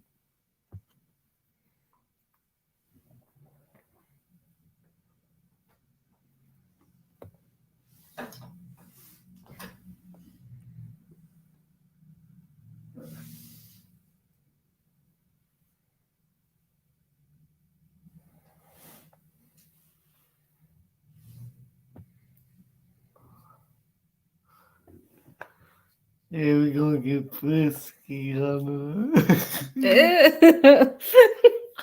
There is none. Like you have to like pull the whole thing over. Like layers upon layers of fleece. Good luck taking some shit. Michael. I thought it being ass. So Thanks, Allie. it ain't happening. I was like, Butters.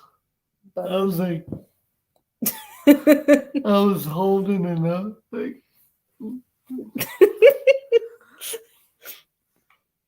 I really appreciate that, Allie. I've come to terms with it. I'm not ashamed of it.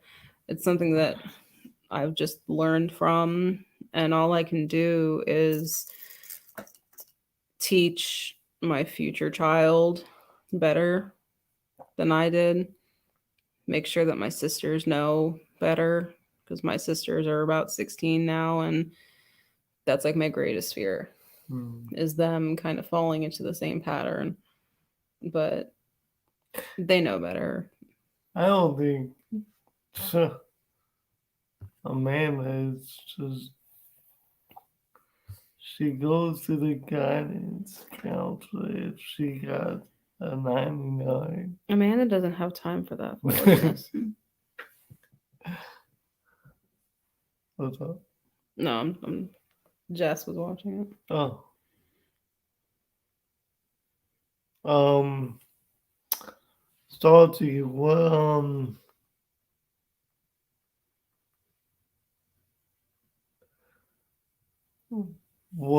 do you want to trade for? I'll be up for it.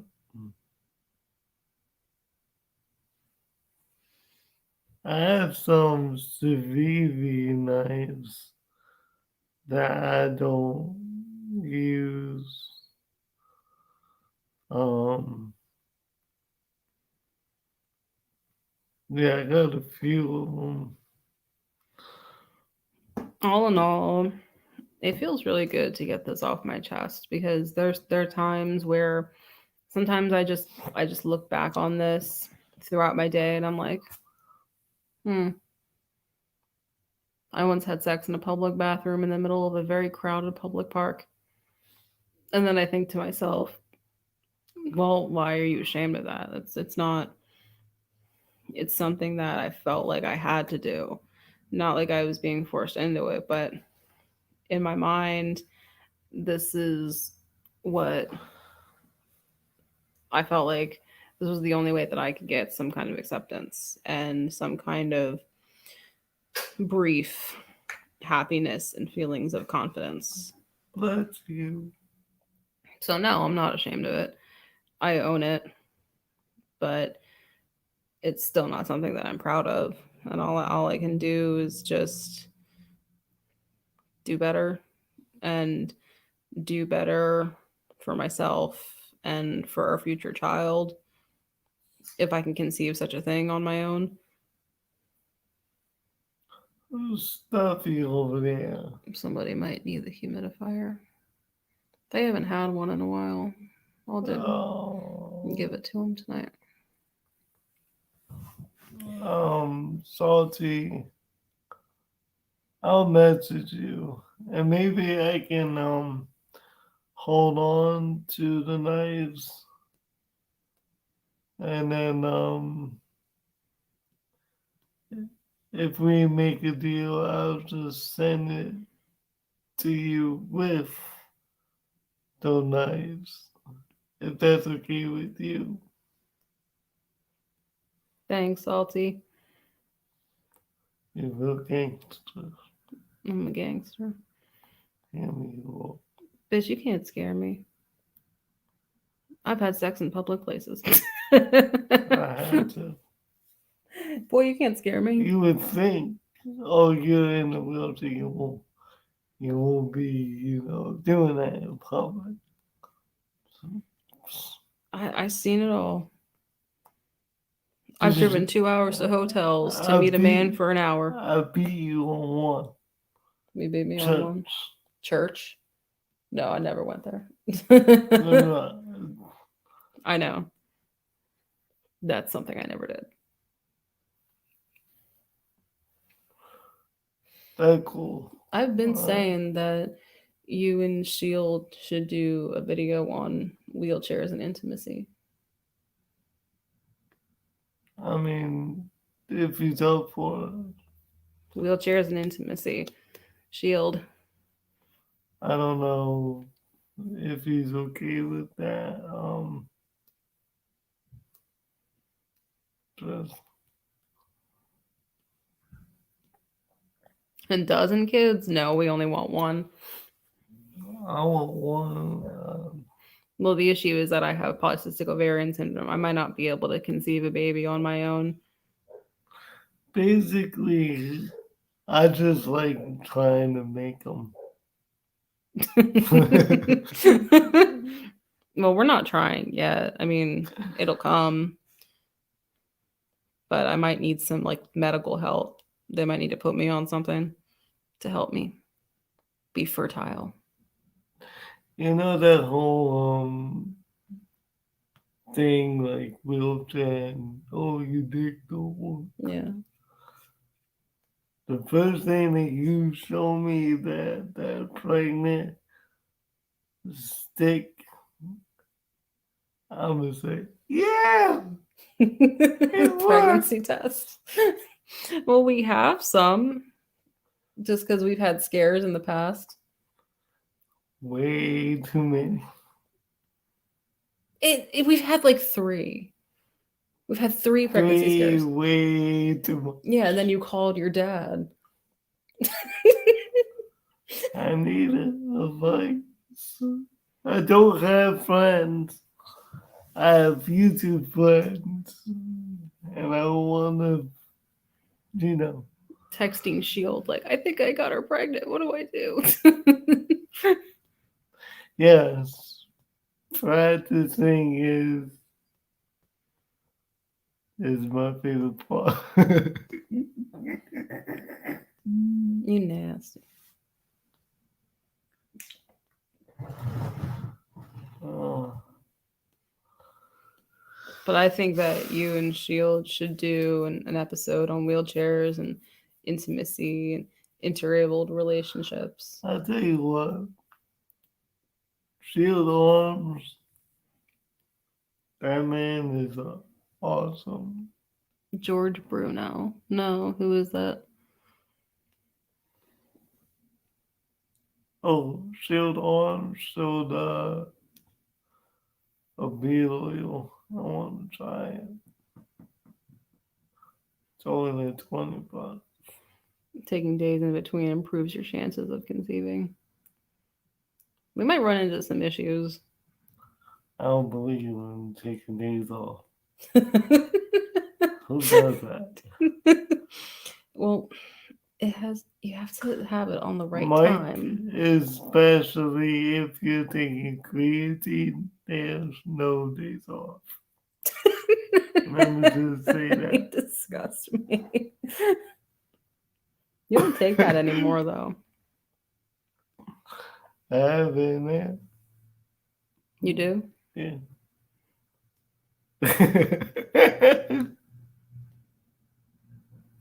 Well, then God help me when you start taking it again. I probably won't take it again. We went to that like natural health food store like a few miles away from us. It's called Sprouts. I don't know if you have it anywhere else or if it's just a New Jersey thing. But the first aisle that you see is like the wellness, like health aisle. And there's like cobra snake oil for male potency. And then there's like pills that women can take when they're trying to conceive, and men. So like for the women, you can take these vitamins like before you conceive. You take these vitamins after you conceive, and then you take like the step 3 vitamins during pregnancy. I don't, it's so fucking stupid. And then there's like vitamins for like male potency. It's ridiculous. Bull blood testosterone. Yeah.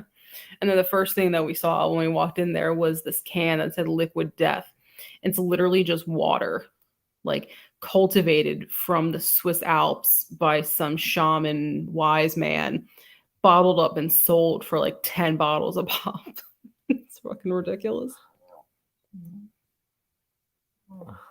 I'm surprised they don't have Viagra in there. I'm pretty sure that's what the male potency pills were for. I hate Viagra. What? If I'm not going there. Shield, you down? Wheelchairs and intimacy? I want in on this. Nobody talked about this. I think it needs to be talked about. I don't take Viagra, by the way. But I don't understand. They say if you have an erection for 4 hours, go to the hospital. Yeah, that's when you need to go to the hospital. No, I'm not the one. They're gonna go to the hospital. Yeah, that's been on sex send me to the ER when he takes too much Viagra. The Swiss piss. No, seriously, we looked it up on Amazon later. It's like some fucking $15. It's ridiculous. Like 6 cans. And that wasn't even the worst part. The funniest part was that everybody who worked there, there was all women, and they were all like at least in their 50s, but they all look like they've been bulimic since they were 15 and had lip injections from hell. And they were also friendly. Yeah.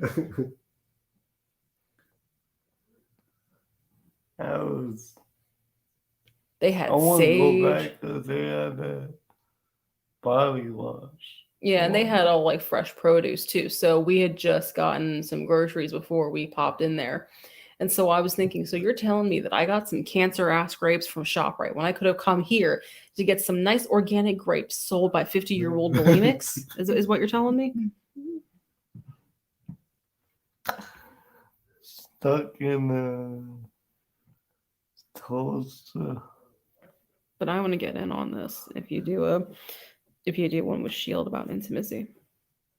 Not because I'm perverted, but because I'm genuinely curious. Like, I think we need to talk about it more.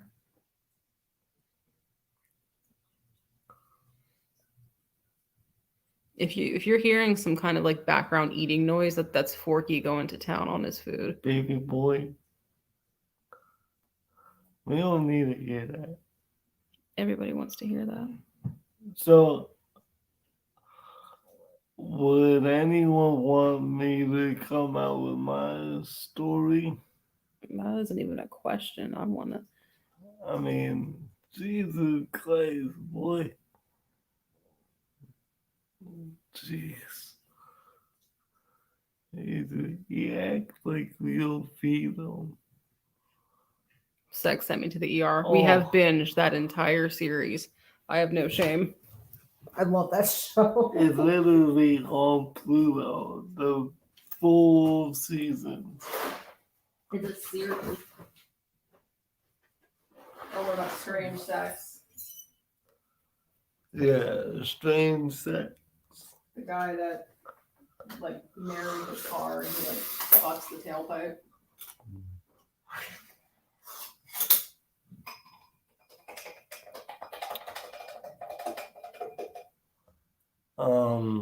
I was gonna say something.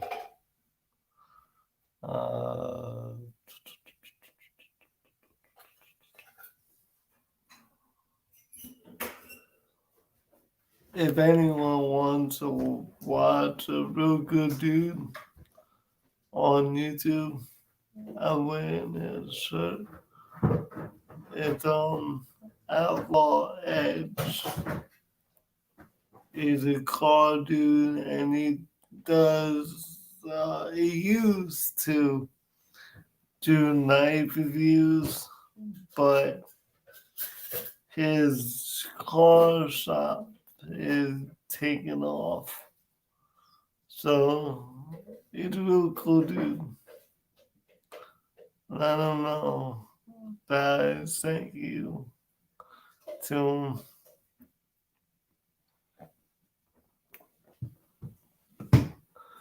So, are we done? Yeah, I'm sleepy. Can we watch a Christmas movie? It's a little late. We got no work tomorrow. Yeah.